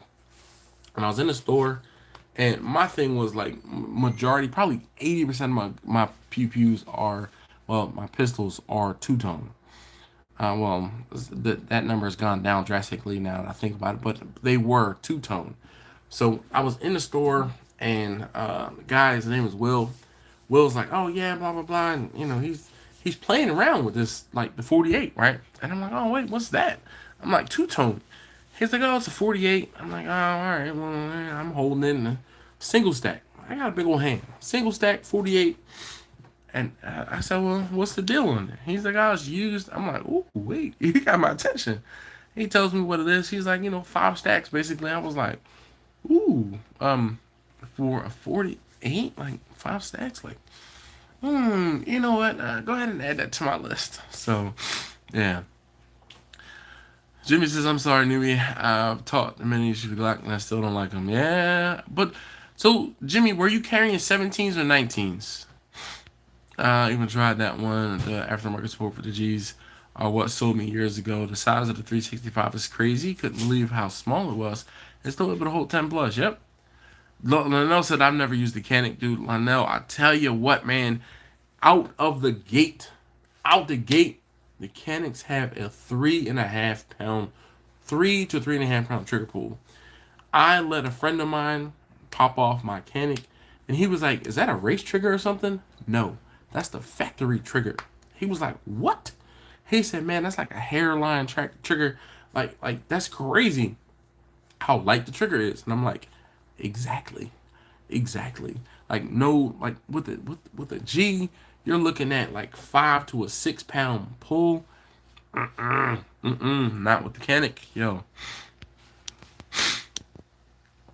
The dash Captain Newbie says you're a 22 guy. What pistol would you recommend? So I have 3, I guess 3 with 4 fingers. So the whatever the Glock 22 caliber is, I'm gonna recommend that last, right? I think it's a Glock 44 is the 22 caliber. The Ruger SR22, I like that one. That's the one that I picked up for my wife. The only problem with that one is it's small. There is like a small, like a 3.5-inch SR22, and there's like a 4.5-inch SR22. If you could find the 4.5-inch barrel SR22, highly recommend it. The Taurus TX22 is another one that is like, it's a budget friendly 22 caliber pistol, and it works. It gets the job done. It's not my favorite. My favorite is that I have in the 22 collection is the Walther P. It's like PDQ 22 or PDP 22, something along those lines. But the Walther definitely gets the nod for my 22 pistols that I own. And then an honorable mention goes to the Keltec CP 33, and it holds 33 rounds, and it's a 22, but it is finicky. It's finicky, and part of that is probably my fault because I've never like broken in the magazines properly, but it's weird. Like, it's weird. And then another 22 pistol that I would highly recommend, that's not actually a pistol, but it's a pistol, but not in the traditional pistol sense, is the Smith & Wesson M&P 1522. So the 1522 is actually a rifle, but you can purchase it in a pistol configuration. So the pistol configuration is going to be less than 16 inches, and my kids love that. They love it. And I have a suppressor, and the suppressor stays on the 1522 pistol, and absolute ball. Nukem says, dude, I hate when an idiot brings a gun to a knife fight. Yeah. Jimmy says, I've carried both. I jump through hoops not to carry the Glock. Yeah. So Sean says a Ruger 1022 takedown. But he was looking more for a pistol, but you can't get 1022 takedowns in a pistol configuration. The Ruger Charger is in a pistol configuration. It's something that's really dope. Sean says I have the SR22 as well, which it held more than 10 for its size. Completely agree, Sean. But it's one of those things where Ruger made it with 10 rounds to be compliant in a lot more states. And 10 round magazine capacity. So 10 plus 1 is it hit all 50 states because California compliant, Maryland compliant, I think Massachusetts compliant, New York compliant. So that's what that one is. Rice says I'm so uncool. I have a 44 Smith and Wesson. Yeah, man, freaking revolvers. Old dudes and revolvers, man. That's one of those things. Yeah, Sean says Walther makes a great product. Agreed. Like, I was pleasantly surprised. And I'll tell you, my kids love popping off the Walther, the PD, I think it's PDP. Or it's either PDP or PDQ 22. They love it. That is their, like, one of their favorites. Oh, and then I have an LCP 22. Another acquisition that was one of those things where I was in the store and it was under $200 used, and I was like, yeah, all right, talk about a pocket pistol. That little thing. I mean, like, my kids are popping that one off one-handed. The boys are popping that one off one-handed, and pretty accurate, fairly accurate with it. Newcomb said, Jeff, hand cannons aren't uncool, just too expensive to fire often. Agreed. Sean says the Smith & Wessons look like ARs. Yes, the S&W. The 1522s are AR-like. And one of the great things about them is I won't say have taught, but the controls are all the same for ARs. Another is my favorite PPU is my Taurus Millennium Pro 45. The Millennium Pro, is that a Millennium Pro? For some strange reason, I feel like Millennium 45. Oh, okay. So I actually own a few different Tauruses. My first all right. Okay. So that's 3.5 inch. Looks like 3.5 inch. Yep, 3.25. It looks compact, so it's crazy. I'm getting to the point where I can look at it. Oh man, that's like 3-inch barrel, 3.25. So my first acquisition was a Taurus 24/7, or excuse me, 24/7 G2 in 45. And I won't say it was a mistake, but it was a mistake. Like, I shouldn't have bought 45 out the jump. Part of my problem was I was a horrible shot with the 45. Horrible shot. And it turned me off to shooting it. Also, 45 ammo was expensive, which turned me off to shooting it. So I was in the store and I saw something else. Something else caught my eye, and I was like, I'll pick up this little 9. This 9 to try one of these 9s out. And like night and day. Uncle Bull says, well, Dash, good to catch. A little hope you have a great new year. Catch you all in 22. Yes, sir. Uncle Bull, thank you very much, man. Definitely appreciate you and all you do for me and the channel. Thank you, sir. Hopefully, a happy married to you and yours. And we'll see you next year. Russ said, thank you for the info. I may look into that 1522. My permit expires in February. So I have to get something, dude. Highly recommend. Yo, the 1522 with some clean ammo. And the clean ammo is like, you can get the Winchester white box from Walmart.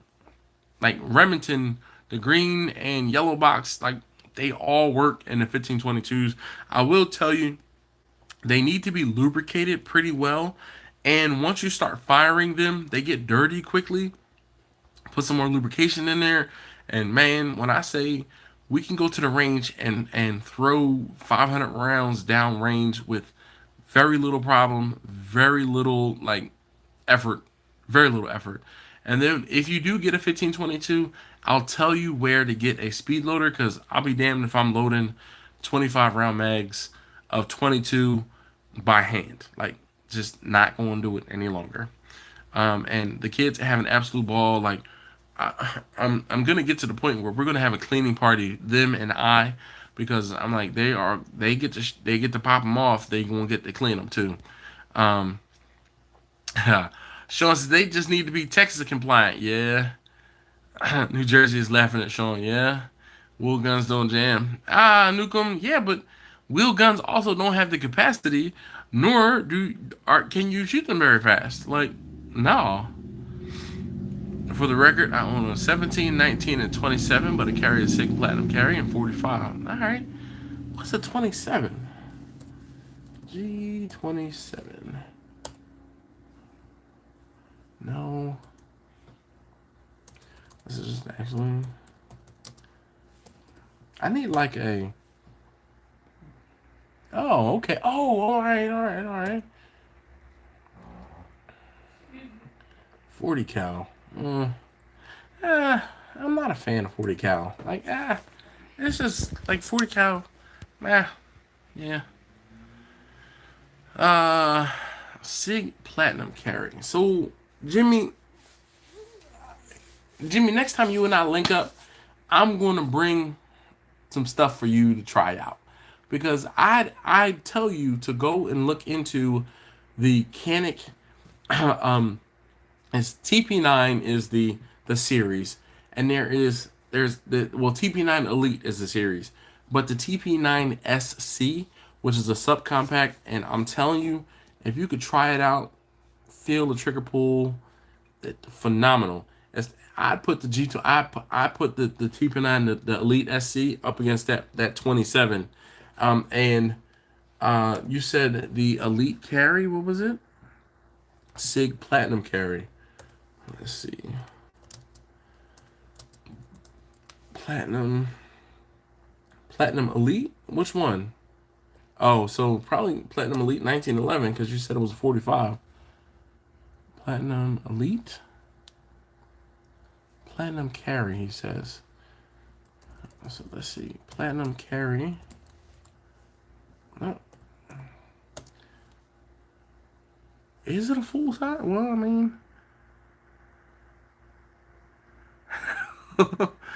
MTG, what's up, Johnny? Says happy holidays, y'all. Johnny, hopefully you are healing well. Russ says, yeah, 22 is dirty, yep. KB says, nobody messes with me and my Daisy Red Ryder model 1938 BB gun, yep. You'll shoot your eye out, kid. You know what? I have not watched A Christmas Story this year yet. Sean says, always been a 9mm guy. Can't beat the capacity, size, and recoil. But my favorite is the Ruger 1022. It's like shooting the BB gun, loaded up with CCI and never jams. Yep. Newcomb says, I'm sorry, I only need one shot. BS. All right. The G27 is bigger caliber of the 26, which is like a 10-round baby G. Yeah. So I am just like, I am not by any means a Glock guy. I am getting familiar with the more common models, but like there's some people I could say 42. They're like, oh, it's this, and this, and I'm like, I'm not that guy. Like I know the difference between a 17, a 19, a 43, a 43X, 48, 44, and I like it's one of those things I kind of have to be reminded of what the 26 and the 27 are. Then you have like the 10mm variants, the 45mm caliber variants. Yeah. And then you can get into the mix and match play. And like I said, the next one that I probably will be looking at will be a Glock 45, which is a 9mm, which is a 17 handle and a 19 barrel. Like it's just the Lego ability of them is crazy. Well, everyone, Happy New Year and take care of yourselves. Yes, sir. Right, sir. Be easy. Blind Man Cooking says, I'm out, guys. Hope everyone has a very happy New Year. Same to you. Newcomb says, Happy New Year, Jeff. Yeah. KB says, see you, Ricer. Catch you next year. Victor says, hey, Ricer, I'm a Revolver fan. I didn't know that it makes me. Oh, my favorite is the Ruger Red Hawk 44 Magnum. Wow. Yes, I looked hard at the Ruger takedown model. Just setting up with a Mossberg 722. Sean. Oh, okay. Black 23 4th gen, old reliable. 23. What is Glock 23? If I'm gonna guess, the 23 is gonna be a subcompact and 45 caliber. 23.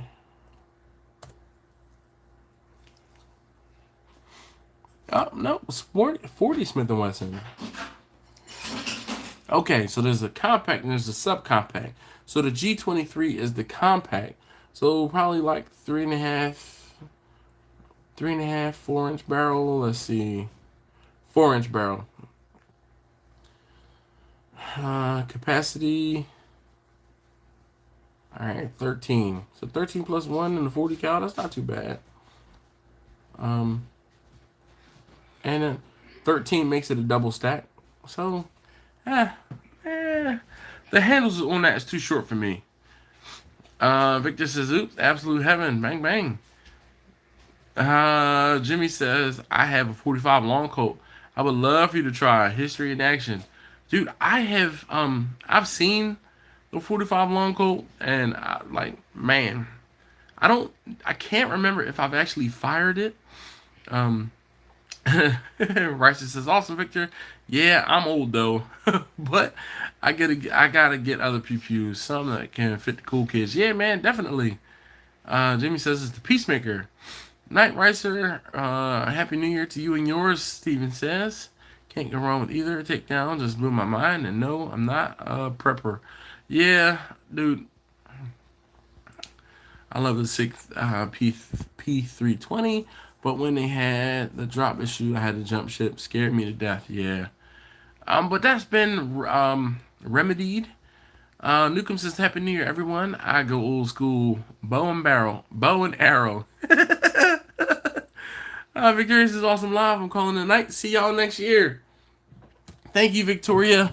Really appreciate you. You know, you're a newbie who is just fell in right into the fold, and you invited to the cookout. That's for sure, Victoria.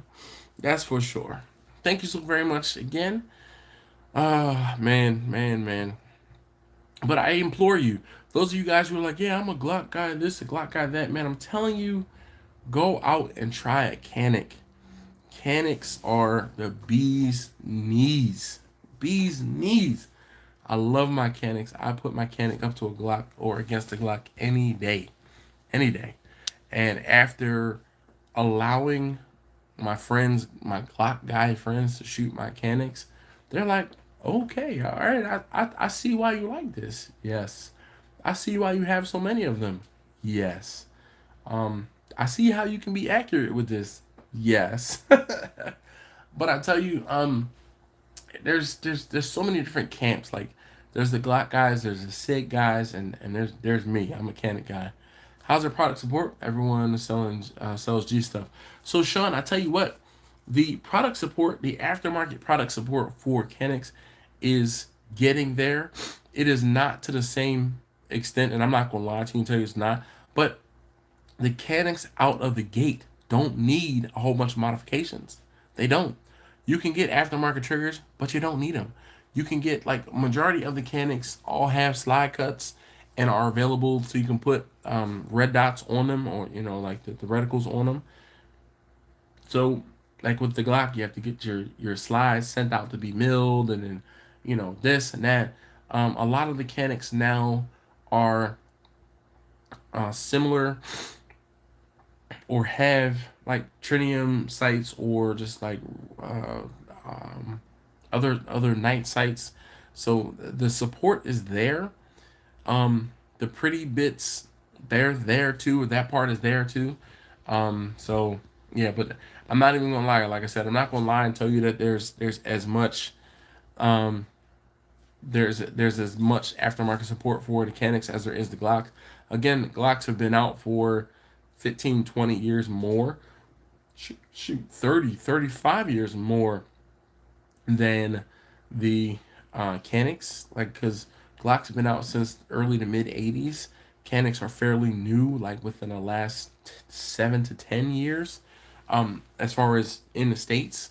And like, I am a firm believer that like Canics, they're gonna take over, man. You heard it here first. Russ said I had the Canic website up and I'm liking the prices, dude. So Russ, if I had to tell you one Canic to buy, and then there's one of the Canics that's a little more expensive, It's going to be the TP9 Elite Combat Executive. It's black and gold. That is that is the pistol that I carry when I am at work, when I work on the range. It is technically, it is not a full size pistol. It is a compact. In the grand scheme of things, it is a compact, but the trigger, the flat faced trigger, is phenomenal, phenomenal. And for 750 bones, 800 bones, you can get it. It has the slide cut already there. So if you want to get an RMR red dot on top of it, boom, you can. It comes with a 15 round mag and an 18 round mag, I believe. And I mean, out the gate, phenomenal shooter, phenomenal shooter. And it's one of those things where I wish I would have found that one like 2 or 3 canics ago, because I have the TP9 SFX. Actually, technically, I have 2 of them now. The TP9 SFX. I have the TP9 SF Elite. I have the Elite Combat. I have the Elite Combat Executive. I have the SA or DA, whatever it is. So is that all of them? Oh, and then I have the SC, the Elite SC, which is the subcompact. So I think that's all of them. I have 7 currently. So the SC, TP9 SFX, the Elite Combat, the Elite Combat Executive, the DA, just the regular Elite, the Elite. I feel like I'm missing one. I feel like I'm missing one, but I think I have 7 of them. Well, soon to be 7. Future webcam billionaire, what's going on, man? You were supposed to hit me up on Instagram to send me the link to something I could check you out on. Let's see. Jimmy says, back in the day, I bought a hammer every time I saw one, but these days, as smokers, I have to resist. Yeah, man. I tell you, Jimmy, I'm still in that phase where I'm like, ah, man. But see, the thing, Jimmy, is it's been a few months since I've purchased anything new. I will pick up like used stuff. And it's like I am a designated collector. Okay, in the state of Maryland, I'm a designated collector, and I'm just rounding out the collection. That's all that is. Let's go back to ball shots. Ball shots and black powder. Good luck trying to find some place that'll allow you to pop that off, like literally pop that off. Yeah, I work at an indoor range and there is none of that. Sean says, I'm a G guy, but honestly, they don't do anything particularly great. They just go bang all the time. I will try Canix out, though. I will try anything. I will try anything, though. I'm telling you, that's the thing, Sean. So, one of the things that I really liked when I was looking at and actually it was a Taurus that was double action, single action. So, it wasn't that. The Tauruses also have ambidextrous controls. The Canix don't necessarily have ambi controls, like 24/7 ambi controls. The controls on some of the pistols are reversible, but they're not like the Tauruses have ambi controls, like both sides. 24/7 ambi controls. One of the other things too, with the initial Taurus that I got, it had a safety. Like I've gotten past that whole safety thing, and you know when you are just starting out, you're like, I want a safety. I need a safety. Safety is right here, all right. And you just have to, it's all in the training, and you just train to keep your finger off the trigger until you're ready to pull it. But man, I could go on and on and on and on. Actually, I was thinking earlier, I was sitting here, not here, but I was sitting thinking like, it's been a couple weeks. I need to go to the range. Like I haven't been to the range in a couple weeks. So before I left on a cruise, I did like the night or the day before, I went to the range, and again, my plan was to get off the ship and go immediately down to Florida. I have my concealed for Florida, so I said, well, I need to tighten up my my red dots on the carry that I carry all the time when I'm on the range, as well as the carry that I plan to conceal when I'm in Florida. So I went to the range and took care of some business, and under, I mean, 25, 30 shots, 30 rounds, I had them all dialed in, and I'm like, all right, great. Left, came on home, and I was expecting to be in Florida right now, and nope, I'm here, I'm home. Are you catering prices going to go up next year? So my catering prices are contingent upon market prices. I don't kind of like, I try not to set, so this is my price type things. I am going to set prices based off of market conditions, only because it's like trying to say, oh, this is the price or that's the price, and no, I try to be flexible with the market. What up, Jay? How you doing, man? He says, cheers, everybody. How's ammo? Sean, I haven't been out looking for ammo recently in a while. Now that I work at the range, if I have to buy ammo from the range, I can. But I don't like buying ammo from the range I work at because it's more expensive. Even with my employee discount or buying it at cost, it's more expensive than I can get it at Bass Pro Shop. But at the same time, I haven't had time to go to Bass Pro Shop and pick up ammo like first thing in the morning. So, yeah. Jimmy says I have a friend at a pawn shop that hooks me up for what he has in, and I have to limit how often I go in there. Shoot, man, Jimmy, if that were the case, if it were not for the hoops that I had to jump through in the state of Maryland, I probably have twice as many as I already do. Yes, man, Jay, hopefully everything is good with you. Victor says I got to head to bed. Tomorrow I have to pull all my barbecue equipment buried under snow from my barbecue canopy collapse. Not going to be fun. Good night. Hey, man, make sure you have a lot of hot coffee and a warm fire, man. 805 Barbecue Junkie says, Dash, what's up, my brother? Hello, everyone. Yes, indeed. So you guys that are just joining us, we have gotten to the pew pew talk of the night. Ricer started it. If you did not see, I posted a picture on Instagram, and it said, all I want for Christmas is pews. Pews, okay? And I think the comment or the remark was, I still have my two front teeth. All I want for Christmas is pews. Yeah, man. Jay, you're the second or third person that's been talking about the rain in California. Like, it's raining right now here. It's like no big deal for us, but oh my gosh, rain in SoCal. Russ said I like that shirt, man. Shoot, I did too. I was getting it was funny. I got some looks and I got some nods. Like, yeah, that's what's up. So taste tester number 2 and we on the ship. They had an ugly sweater competition, and I got up as confident as I could be in my pew pew shirt. And it's funny, the cruise director, he's like, oh wow, he started reading my sheet. He's like, people with like drunken Santas and like elves and cows and other stuff like that. And he looks at mine and he's like, wow, that took a dark turn.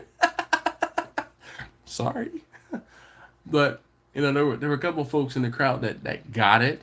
Like the 2A, 2A folks. So like I got off the stage, I didn't actually win. There was a dude that had a sweater. It was a Kiss sweater, and I can't remember the name of the dude from Kiss with the really long tongue. I can't remember his name, but he was on the sweater, and I can't remember if it said Kiss or like Merry Christmas or something. But there was a string attached to the tongue, so he would hold his hands out and like wiggle the string, and it wiggled the tongue. So, like he won. Like I just that was the best. As far as funny, I was in the funny competition, for funny shirts. Yeah, he won that one hands down. So, Mr. Fishy Isaac, he says, "Hey yo, happy holidays, bro. Ham, what's going on with you, man? Oh, I'm pardon my voice." I lost my voice when I was on the cruise, like screaming and hollering and dancing around, acting a fool. My voice is shot. Tony, it never rains in Southern California. Boo-doo-doo-doo-doo. And they tell me, yeah, man. Definitely, every time it rains in SoCal, that is the song I think of. Just up enjoying the rain here in Ventura County area. Nice, nice, nice, nice. Yeah, man, you guys, it rains in SoCal and y'all have an absolute fit. Y'all don't know what to do. It was like sleeting and freezing rain here yesterday, and or Monday actually, and like no big deal. Pfft, rain. I'll see your rain and I'll add I'll add the cold, so it's freezing rain and sleet. D-Dub said Tony lied. They lied. when when you say never, do you actually mean never or do you mean like rarely? Because it's never like rarely, not never like never. You know, they had the asterisk underneath on the song title.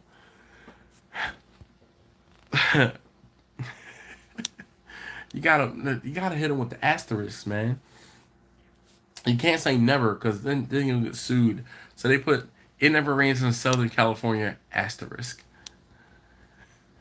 Do you have a license when you cater your events? So I have a business license, but I don't actually have a catering license. The state of Maryland, oh my God, it's the state of Maryland. It's just another one of those things. So if I were selling to the general public vending, then I would have to have a like a general statewide. So I could technically have a county-wide permit, but the county-wide permit I'm limited to the population of the county I'm trying to serve in. So it makes more sense to buy a statewide permit and then I don't have to worry. But there's lots of caveats and things that go along with that. Like the statewide permit is like $2,500. Yeah, and that's an annual thing. 805 Barbecue Junkie says, what's up, Jimmy? Jimmy says, it's raining here now, so more is coming my way. Well, thanks, Jimmy. Appreciate that. Thanks for sending that rain in my direction. Let me just tell you, I'm glad Kirk is not here because, man, my face itches. And he would be on me to drink right now because, ooh, buddy. And I need to shape this up. This is a week old. I did shave this morning because I knew I'd be on camera today. But yo, it's crazy how much thinner my face looks just after shaving. Hi, oh, you're taking advantage of that cup, huh? Has that become your cup? Okay. Taste tester number 3 just gave me the. Oh man. So I'm gonna say gotten into, but I put together a decent AR build. Those of you guys out there, AR builders, AR fans, I have a complete AR. Excuse me, a complete AR, and having fun with it. So the AR has a force reset. Mine has a force reset trigger, and then what I did was I have a complete lower with the force reset trigger, and then I have a complete lower with the single shot trigger, just like mil spec trigger, and so I can kind of switch up between the two, because goodness gracious, sending them with the force reset trigger, woo, 30 rounds in like 3 seconds, 4 seconds. It is, when I say exhilarating and expensive at the same damn time. You're sending $30-$40 worth of lead in 5 seconds. Goodness. Sean said I wanted to build an AR for quite some time. Me too. So in the state of Maryland, again, here we go. In the state of Maryland, if I purchase a receiver, a blank receiver, that is the serialized component. With that being said, I have to register that blank, and the same rules apply to that registered blank as a pistol. So if I buy a blank, receiver. Sorry. Yeah. If I buy the blank receiver, I have to register it as a pistol. It has to go into Maryland baby jail for 7 days. And there's a lot to it. There's a lot to it. 805 says the caterer is a taco man from time to time, and sometimes they ask for a license. So the way I go around is just telling people that I got a family member cooking for. I'm a family member cooking for. Yep, that's exactly it. Same thing. 805 barbecue junkie. Majority of the events that I do are word of mouth events, and they are like favor of a favor of a friend type thing. And it's like, oh, I'm cooking this for someone, but I'm also not selling to the public, not directly. So I'm not vending at an event. I'm not vending on the side of the street or something like that. If I were vending on the side of the street or vending at a public event, then I would definitely have to have more licensing than I do. Jimmy says you might as well get the FFL. Getting FFL again in the state of Maryland is not the easiest thing. There's a couple guys at the store I work at that have been talking about it, like considering it, and it is just not the easiest thing. One of those things, one of the biggest hurdles is the insurance that you have to carry as an FFL. So the insurance that goes along with it is quite costly. Sean says the prices shot up over the last couple of years, so I'll put them on the back burner. Yeah, definitely agree. Like I won't say I don't know any better, but the stuff that I have, like my build was not inexpensive, but like it is not like, dude, I know people that spend $2,500 to between $2,500 and $5,000 on a single AR, and I'm like, no way, no way. I was kicking and complaining when I spent the I spent a lot on mine. I got about 1,500 into mine. So yeah. What's good with you, man? Oh, Chef Orel, Happy New Year, man. Happy married to you, sir. Sean, you can still do a full bill for $350. You can. It's just not going to be as nice and or as high of a quality. And I think that's part of it.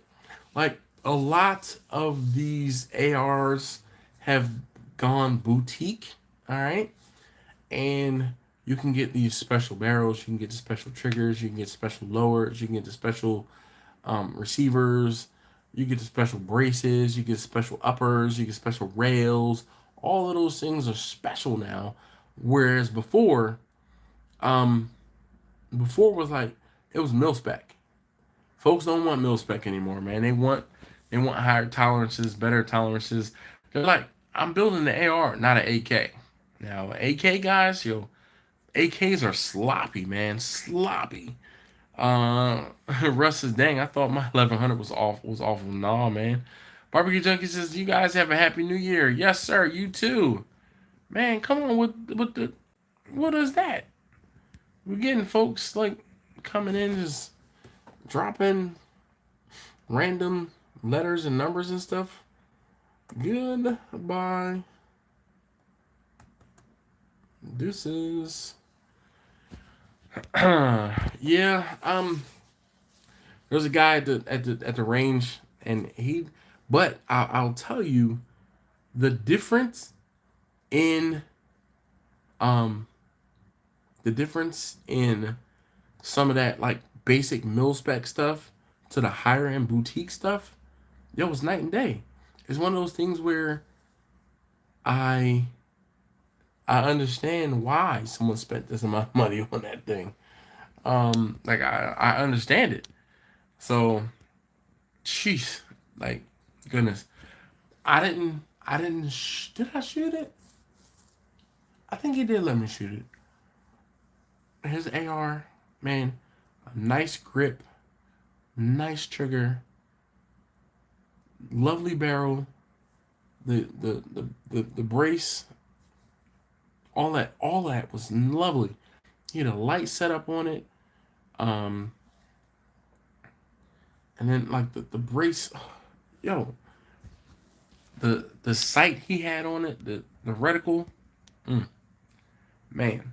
When I say it was nice, it was nice, but not $3,500 to me. Nice. Russ said I forgot about the scope and the bipod though. I don't have a bipod, and the scope I have on mine is actually one that I got off of the site. I have on mine is one red dot that is one that I got off of a cheap 22. I bought this little Mossberg 22, whatever the little cheap Mossberg 22 thing is. Man, that thing is garbage. Like it's worse than garbage. And I when I purchased it, I was in South Carolina, so I was in Myrtle Beach, and it was on sale. And I was like, oh man, this would be like fun to kind of add to the 22 collection. Man, I got home, and then I had to order mags because they wouldn't send the mags. So I had to order mags and get the mags sent to my mom's house, and then go get them from my mom's house. And by the time I finally got them, it was a hoops to jump through. When I got the damn thing, the mag is stuck in the pistol. I can't even get the mag out. I'm like, man, this joint is garbage. So it went right into the safe and never to be returned. Brian Crossman says, I came in late though. I thought you were talking about mil-spec smokers. No, man. Mil-spec smokers. No, you have entered the chat at the wrong period of the night. We are talking about pew-pews at this point. You know, it's one of those things where it eventually, every now and again, we start talking about them. So someone asked about if I got any pew-pews for Christmas, and I did treat myself to a couple. Quentin, he says, hey, yo, happy holidays, Dash and everyone. Same to you, man. I know it's probably a little too chilly for you to be out in your kayak, but if you have not or are not, have not put it away, you know, enjoy. Russ says, cheers. I'm sorry, my voice is shot. He says, guilty. Russ is the gentleman who asked about if I got myself any, or if I got any pew-pews for Christmas. Yes, Jimmy, I do. So trust me, if I need to, you are like the fourth or fifth person to offer. So yeah, Jimmy, I do have your address, but it's easier for me to send stuff to my mom's just because she's an hour and a half away, and I can go, and then it's like, I'm like, Mom, did the package come in the mail? She's like, yeah. I'm like, oh, okay, I'm coming to see you to say hi. Yeah, I'm going to get the package. I'm going to get the package. All right. Brian says, I got it on the AM down. Nice. I have a few pews myself. All right. So, Brian, I am not a Glock guy, but we were talking about Glocks because someone asked what I got myself for Christmas. And I was saying I found a used G19 Gen 5 MOS. Used for, it was 5.5 bands. Never been fired. The only bad thing, I believe it only comes with one magazine. And did have a box. So, yeah. OG Eric St. Louis, what's going on? He says, happy holidays, Dash, and the chat. What up, Eric? Eric. Yeah. But I am a mechanic, a believer. Okay, I love my mechanics. I have more than a half a dozen of them. So I picked up the Canik SFX Elite, the Signature Series Whiteout was my newest acquisition, and that G19 again because I found it on sale. When I say on sale, I found it used, so that's on sale to me. Yeah, and yeah, but I love my Canics. Like I'll put a Canik up next to anything any day, and for the price, and out of the box, like yeah, no modifications needed to the Canik, and I feel like they will outshoot almost anything stock for stock. Yeah. But Brian, where do you live, man? Where are you, sir? And thank you for joining. If you have not already hit that thumbs up button for me, I'd greatly appreciate it. I'm not just talking to Brian. I'm just talking in generality. If you have not already hit that thumbs up, I'd greatly appreciate it if you cool if you could. Sweet deal. What are you missing? Like one model? No, I think I have them all. I'm pretty sure. Now you're gonna make me look. Let's go back. Mechanic.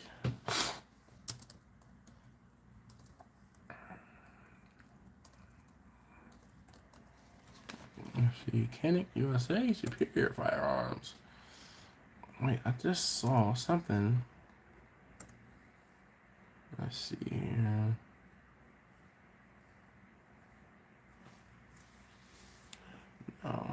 Oh, okay. So there's the SFT. I do not have that. Some of these are like state compliant though. Let's see if this thing, where's large hand can line up from SYS. 80% interchangeable parts.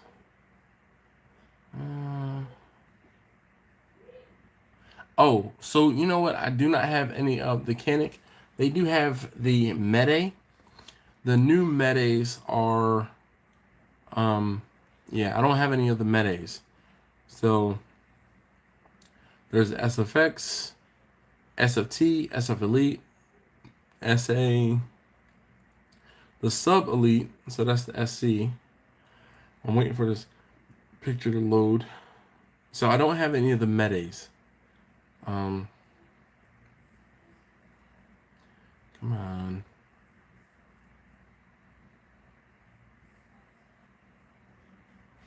So there's an Elite Combat, which is all black, and I have the Elite Combat in the FDE, I guess it is, green. But I don't have any of the Medes. So Mede is the one model I don't have. The METE, those are the models that I don't have. And the Mede, I don't have the Mede right now because the only reason I don't have any of the Medes is because they're not on the Maryland roster. So in order to purchase the pistol in Maryland, Maryland has to approve them. Maryland has not approved the Mede just yet. So I can't get one. But me being me, I know I will. And if anything, I'll get the SFT, which is the shorter one. Just because I don't need any more of the long barrel ones. And then I'll be like, oh, I'll probably just get the SFX. The Mede SFX as well. I know myself. All right. So on Canic's main page, they have the Signature Series, which is that whiteout. So then they give you the full size, the compact, the subcompact. So feature products, the TP9S Elite SC have one. Signature Series SFX whiteout have one. Mede the SFT do not have one. SFX don't have one. So let's go. See, right now so I do also have the TP9DA, which it's a little weird, but it has a decocker. So that is one of the things I like about it, because, so let's see, the TP9 series, let's view all. There is the TP9SA, nope. So I think I do have an SA, but I'm not sure. No, I don't. I have an Elite. I don't have an SA. And I do have a DA. I have the SC. I have the SFX. I have the Elite Combat Executive, and I have the Elite Combat. And then I also have, and I said SFX. So 1, 2, 3, 4, 5, 6. Those are the 6 that I have. I have the TP9DA, the TP9 SF Elite, the TP9 Elite SC, the TP9 SFX, the TP9 Elite Combat Executive, and the TP9 Elite Combat. Yeah. Yep. Yeah. Yep. So 6. So I don't have any SF models, and I don't have the SA model. and I would have to look in to see what the differences are. So Brian says he's in Vermont. Okay. Sean says now I'm shopping. If anything, Brian, I would recommend the SF Elite. Oh shoot. So I do have an SF. I just have the Elite. So I'm looking at so the differences between the SF and the SF Elite, probably slightly different trigger and front slot serrations. I think that they might be the SF Elite looks like it has a shorter handle, and the grip looks a little different too. Oh, the SF Elite has ambi slide release. I can see that pretty clearly too.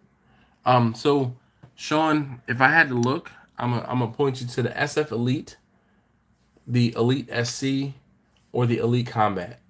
And I like the Combat Executive because it's got the black and gold. Like, I like that combination. So, but that's just me. Those are my like top 3 choices.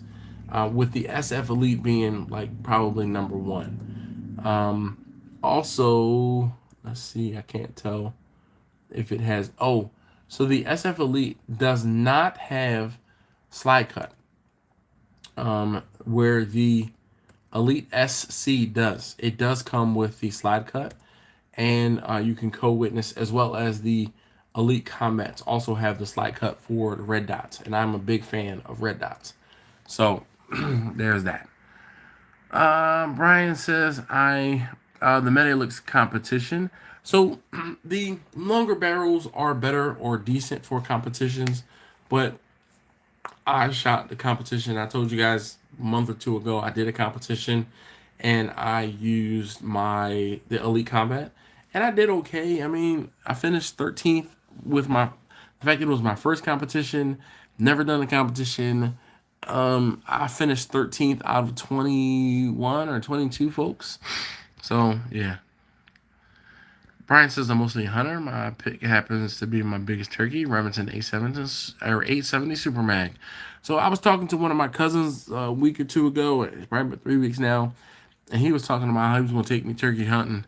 And I'm like, all right, cool. Remington shotguns are beautiful.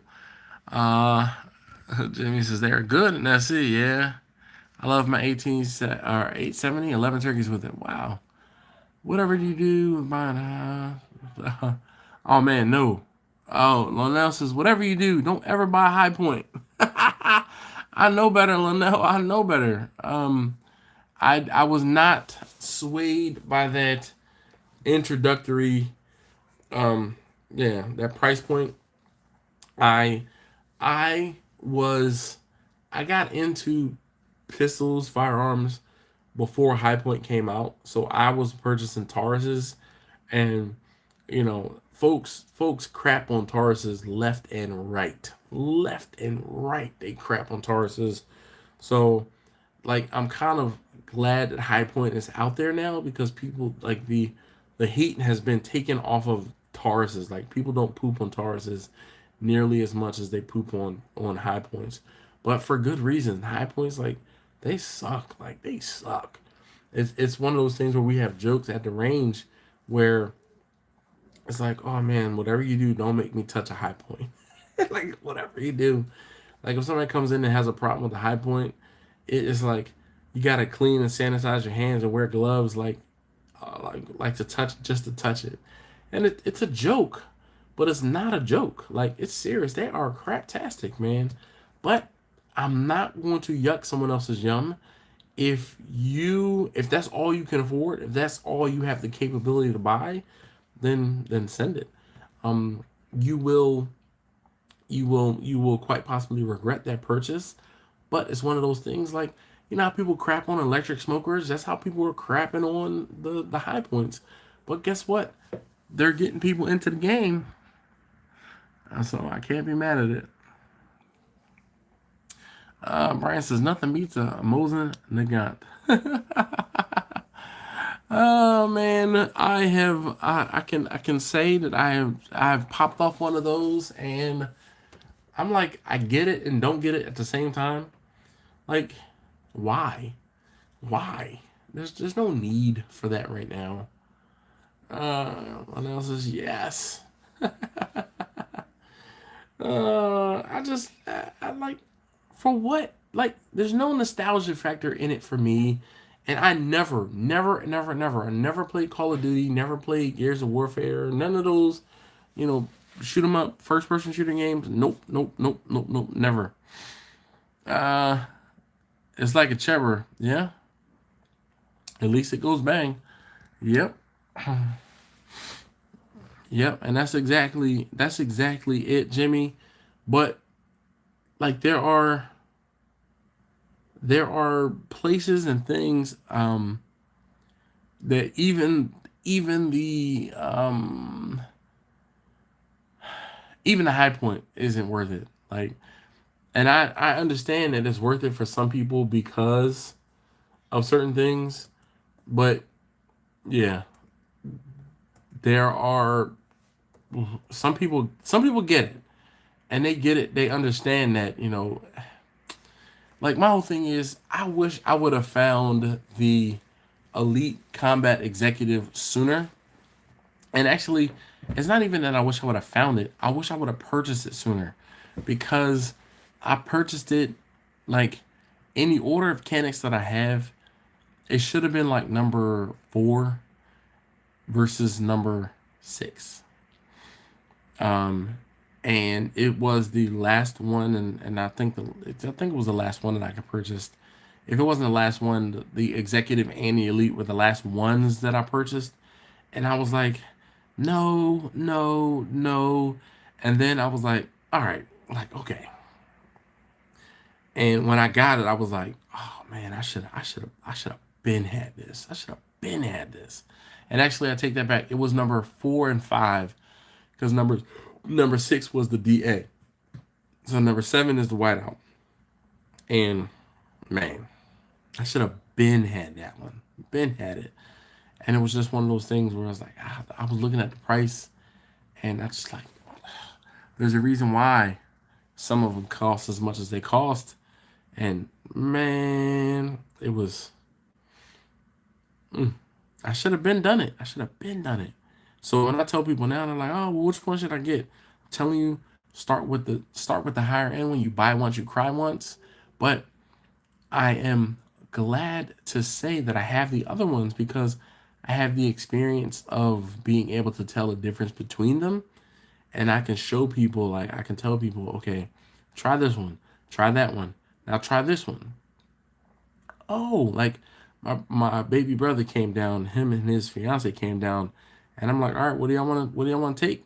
And they're like, anything. So I'm like, all right, I got you. Here, take this case, take that case, take this case. Here, I'll take this bag over my shoulder. And you grab that one too. And man, they had an absolute ball. And my soon to be sister in law, she was like, I'm geeking out, right? Because I'm like, here, try this one, try this one, try this one. I'm like, you feel a difference? She's like, no, not really. I'm like, all right, let's empty the mag, let's dry fire it. Try this one. She's like, oh, okay. Try this one. Oh,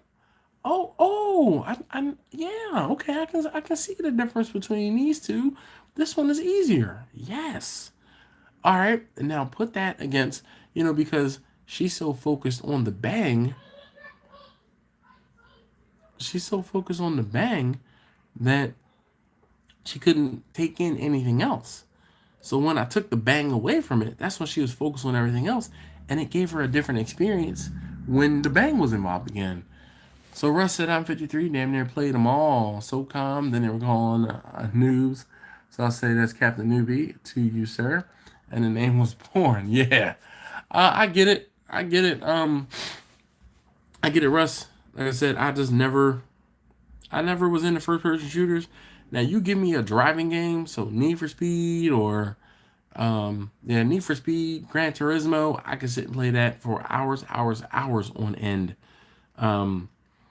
Yeah, Goodness gracious. I am ashamed to talk about how much time I've spent playing like Need for Speed and Gran Turismo, like back in the day. But I got out of it, man. I got out of playing video games. I grew up a little bit. A little bit. Let's see here. Brian says, ever got your boys something? I remember when my dad gave me my first and will never get rid of it. I have not gotten them theirs yet, just because, but they know that the things that I have are, I mean, eventually they're going to be theirs. And then they know and don't know what I have. It's one of those things where I surprise them still, because they're like, what? You have one of those? Yeah. You have one of those? Yeah. Only thing I don't have right now currently is shotguns. And, you know, it's one of those things where, like, I was a pistol guy. Like, I'm pistols, man. I don't need rifles, man. I'm not trying to reach out and touch anybody at 1,500 yards. Like, nah, I don't need a pistol. I don't need rifles. And then it was like, oh, well, I can cash and carry one. Really? All right, let me look at that one right there. Look at that one. Then it's like, oh, let me look at that one. All right. Let me go look at that one. All right. So I have a few different rifles currently.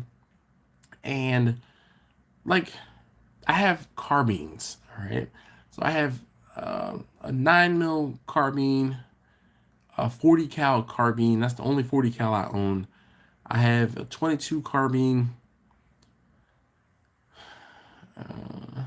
And 5.56. Technically, that's a carbine too, because of the short barrel. So it's considered a pistol. So technically, that one's a pistol. So I have 2 pistols and 2 carbines. How do I think about it? Like, that's really apples to apples.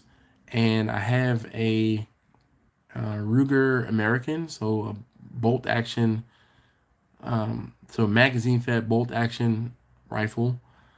And then I have a couple like youth guns, and those are my daughter's. So I bought her guns or rifles before I bought the boys' rifles.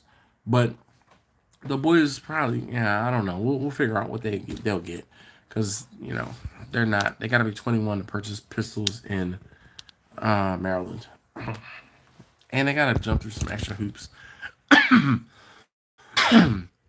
Yeah, we're all shotguns here, and a deer rifle. Okay, yeah, Brian, I don't hunt.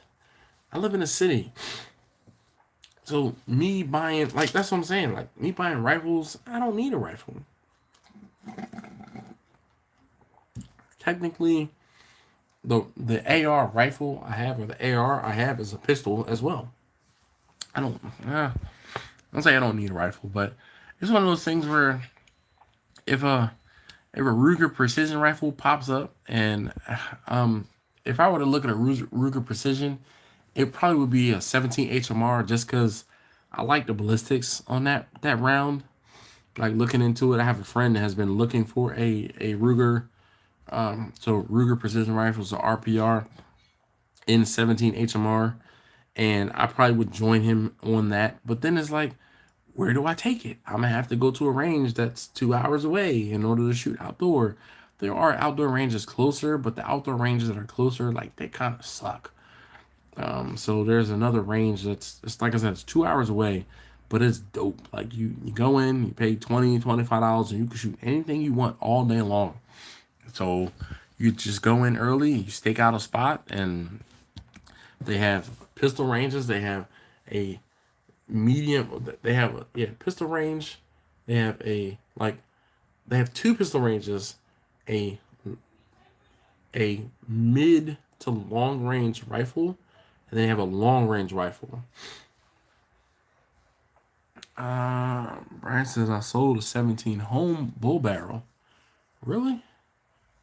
Mossberg 17, I guess. Yeah, I don't shotgun, man. I recently at the range, there's been people that have been coming in, and I'm learning a lot about shotguns. But dude, you gave me a shotgun a month ago, I wouldn't know what to do with it. So it's a 17 HMR bull barrel. So what is that? HMR bull barrel. What's that? Oh, bull barrel Marlin?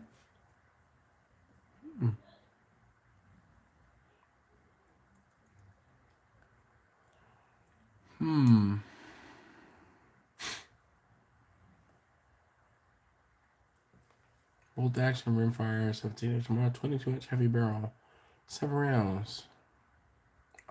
Blue barrel, that one says. I have not done clays, so that's something that my wife actually is interested in. I just haven't done it yet, and it's one of those things, man, where I feel like I know me, and I'm like, oh, I'll shoot clays, I'll go out and shoot shotguns, and then it's like I'm doing nothing. Oh, okay, savage. All right, so I do actually. I have a Savage youth model for my daughter, and I have a Cricket youth model for my daughter. She likes the Savage a lot more than the Cricket. So I purchased the Cricket. I was in Walmart one day and I saw it, and I was like, you know what? Oh, okay, I'm gonna go ahead and get this thing. Russ is in for a treat shooting clays. Yeah. So I purchased the Cricket because again, this is like I was on a mission to find a Ruger American because suppressor, quiet ammo, bolt action from my garage into the woods behind my house. Talk about a good time. I had my boys out there one day. We were out there for hours, and just having a ball, an absolute ball. And I let my daughter come down to the garage, and I'm like, okay, let's come down, let's talk about it, get real safe. And she had an absolute ball too. So I'm like, all right, well, you know what, I turned around and took her to the range that afternoon. Like after introducing her to it and letting her pop a couple off at home, took her to the range and said, listen, this is what you need to do. You need to be safe, all of these things. And she's like, okay. And had an absolute ball at the range. So I was like, okay, cool. The only problem is everything was too heavy for her. So I'm like, all right, well, we can rest it on the bench. We can rest it at home. So I was looking, and I saw this little Cricket. And I was like, oh, I'll get the Cricket youth model. Single shot. It's like, all right, cool. And she was cool with it. So I'm like, all right, great, So then I happened to be in a Bass Pro Shop, and I saw the Savage, the youth model, and it has a threaded barrel. I was like, oh, yes. Threaded barrel has a sight on it and a bipod. And there was one or two other things on it, too, that I liked about it, but also single shot. So I picked that one up, and I was like, all right, I'm going to go ahead and pick this one up. And I picked it up, brought it home, and I'm like, hey, let's sneak away. Oh, I picked her up from school early one day because she wasn't feeling well. And mommy wasn't home. So I was like, you know what? Let's go to the range. Let's go to the range.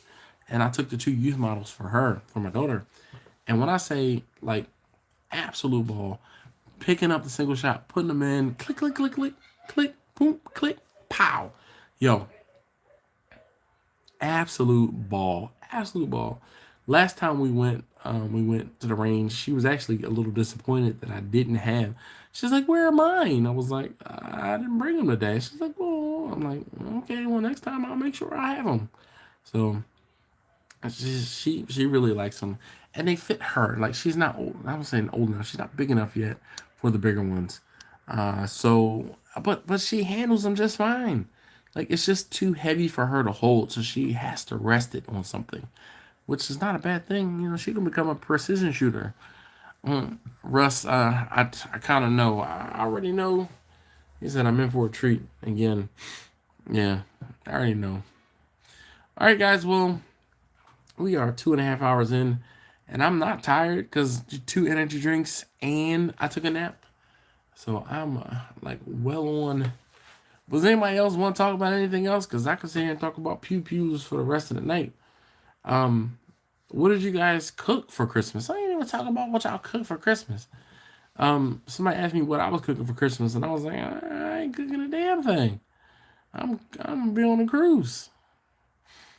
So, anybody still awake out there? Bueller.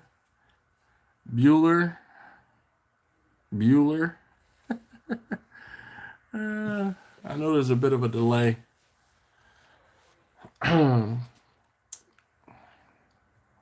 Yeah, but I like that Savage, Brian. I like the Savage for my daughter. It was inexpensive. I got it from Bass Pro Shop for less than $350. I think it was about $350, $375 by the time I walked out the door. And I mean, she loves it. So I think what might end up happening is I might end up getting the boys like 1022s of their own. Um, they like the 1522, the Ruger 1522. Uh,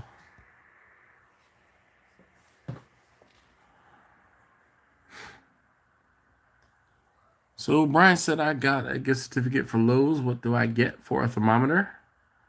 Um, a wireless thermometer or just like an analog thermometer to replace one in your cooker. Lionel said I did a seafood boil and an oyster roast. That sounds what's up, man. You know, I'm you guys know me. I'm not about traditional Christmas, so I'm like, what? That sounds dope. But I have done in years past like a rib roast. Oh, excuse me. Rib roast for sure. They're always a hit. D-Dub said I did a brisket, ham, ribs, and chickens for all my customers. Yeah. Brian says I agree. A 1022. I think a 1022. If not the 1022, the 1522. I'm just trying to decide which one. But I gotta buy two of them, so it might be the 1022. And I think 1022 is a nice all-around, all-purpose rifle, especially seeing as how they are both under 18. So 16 and 14. And then, like I said, my daughter, she's got two that are analog. They have some decent thermometers there. They're cheap at Lowe's or Home Depot, but I tell you what, here's the thing, and this might be out of the box for you. Don't worry about buying a thermometer. Like try buying some exotic wood or a different wood or a chunk or like some different charcoal or maybe some other accessory to just try out. And it's one of those things where you'll have no regrets because you didn't put the money out. Buying a thermometer is something you could do almost on any, I won't say any day, but yeah, you could do that anytime. But trying out new stuff, I'm always leery about trying new stuff, especially when it's my money. But a gift certificate, gift certificate might not be something that you won't feel so bad about using and then being disappointed or being like, this wasn't my favorite. Linnell says he's in a low country, South Carolina. Nice. Russ said I made filet mignon beef stew because she needed to get cooked. Yeah. Brian said the 1022s are semi-auto. Oh yeah, I'm aware. And that is one of the things that I like about them, but I don't like about them because I have quiet ammo and suppressors. So the 1022, while it's great because it's a semi-auto, it's not good because I can't use the quiet ammo. Hold on one second. Hold on.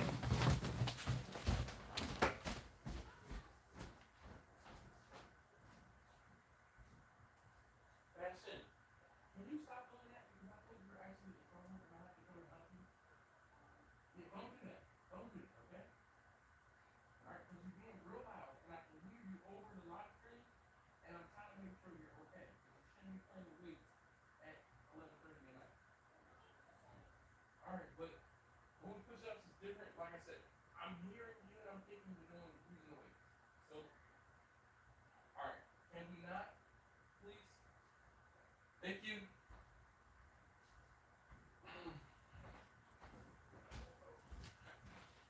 All right, guys. Sorry.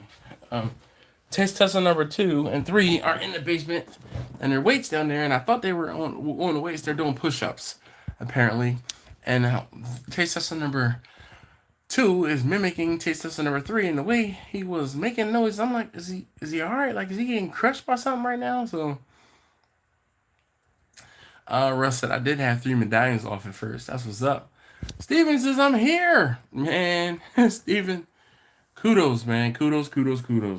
I'm getting ready to go ahead and turn this one off, though. I've been on for 2.5 hours. And I'm probably going to try to go to bed, but I'm probably not. But damn kids, man, I tell you. Freaking, they shouldn't be playing with weights at 11:30 at night anyway, but they're trying to. So what it is, taste tester number 2 wants to try to get in shape for baseball. So he's trying to get in better shape for baseball, and that includes running on a treadmill and working out. So I'm not mad at him. I'm just mad at the execution. So we'll have to work on that. Anyway, all right, guys. Really want to say thank you. If you have not already hit that thumbs up, I'd appreciate it. Please hit the thumbs up on the way out. I'm gonna be up watching YouTube for a little while. Not like I don't have to get up in the morning. Hey, Russ said I'm gonna hit it. Gotta work tomorrow. Same here, man. Good thing is always I'm working from home, which means I get to sleep in. Brian says good night, Dash. Love your stuff, man. Thank you, man. Definitely, Brian. Appreciate you joining in, and feel free to come on back next week. We start talking about. We should have talked about some of the barbecue business related, but me, I have the attention span of a gnat, and I'm like squirrel. Somebody start talking about pews, and I'm like, what? Let's get on it. So we start talking about those things. But anyway, thank you guys again so very much. It's always love hanging out with you guys. And tonight it was just like an end of a year. We're getting together. We're talking about. I got to talk about my cruise and what you guys did for Christmas and stuff. So Happy New Year to you guys. I'll see y'all next year tomorrow. Yeah, there's still videos for for the next couple days. So you guys will have content, and I'm going to take off. Oh, so Russ, if you Russ says he likes the TP9 SC. They have a 10-round mag, a 12-round mag, and a 15-round mag. I highly recommend the 15. If your hands are as big as mine, the 15, like everything works like really well. Look at that, Laura says, "Hey Dash, as I was packing up boxes, she says so sorry. I was packing up boxes. Now, Laura, we knew we were talking about you earlier. I think it was Jimmy. He said no Laura tonight, and it was like so Steven said something and I said something. And I was like, no wait, she said she was moving at the end of the month. So we thought about you. We knew you were here in spirit, and we appreciate it. So thank you, Laura. Laura says I was like, oh, Jay, it's Wednesday. No, oh. You don't have to worry about that, Laura. Don't apologize. Real life can sometimes get in the way, and it happens.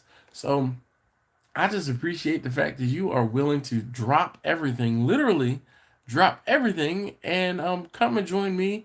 I'm glad that I'm still here talking, but you missed it. See, Laura's got a couple pews too. Yeah. Oh, well, Laura, thank you. She says, love your channel too. Oh, whoa. Oh, right back at you. Come on. There we go. All right. So, Laura, you take great care. I know I won't get to talk to you until after your move, probably. So, hopefully, your move is successful. You have a great time. Russ, be easy. Thank you guys so very much again. I'll see y'all. Deuces.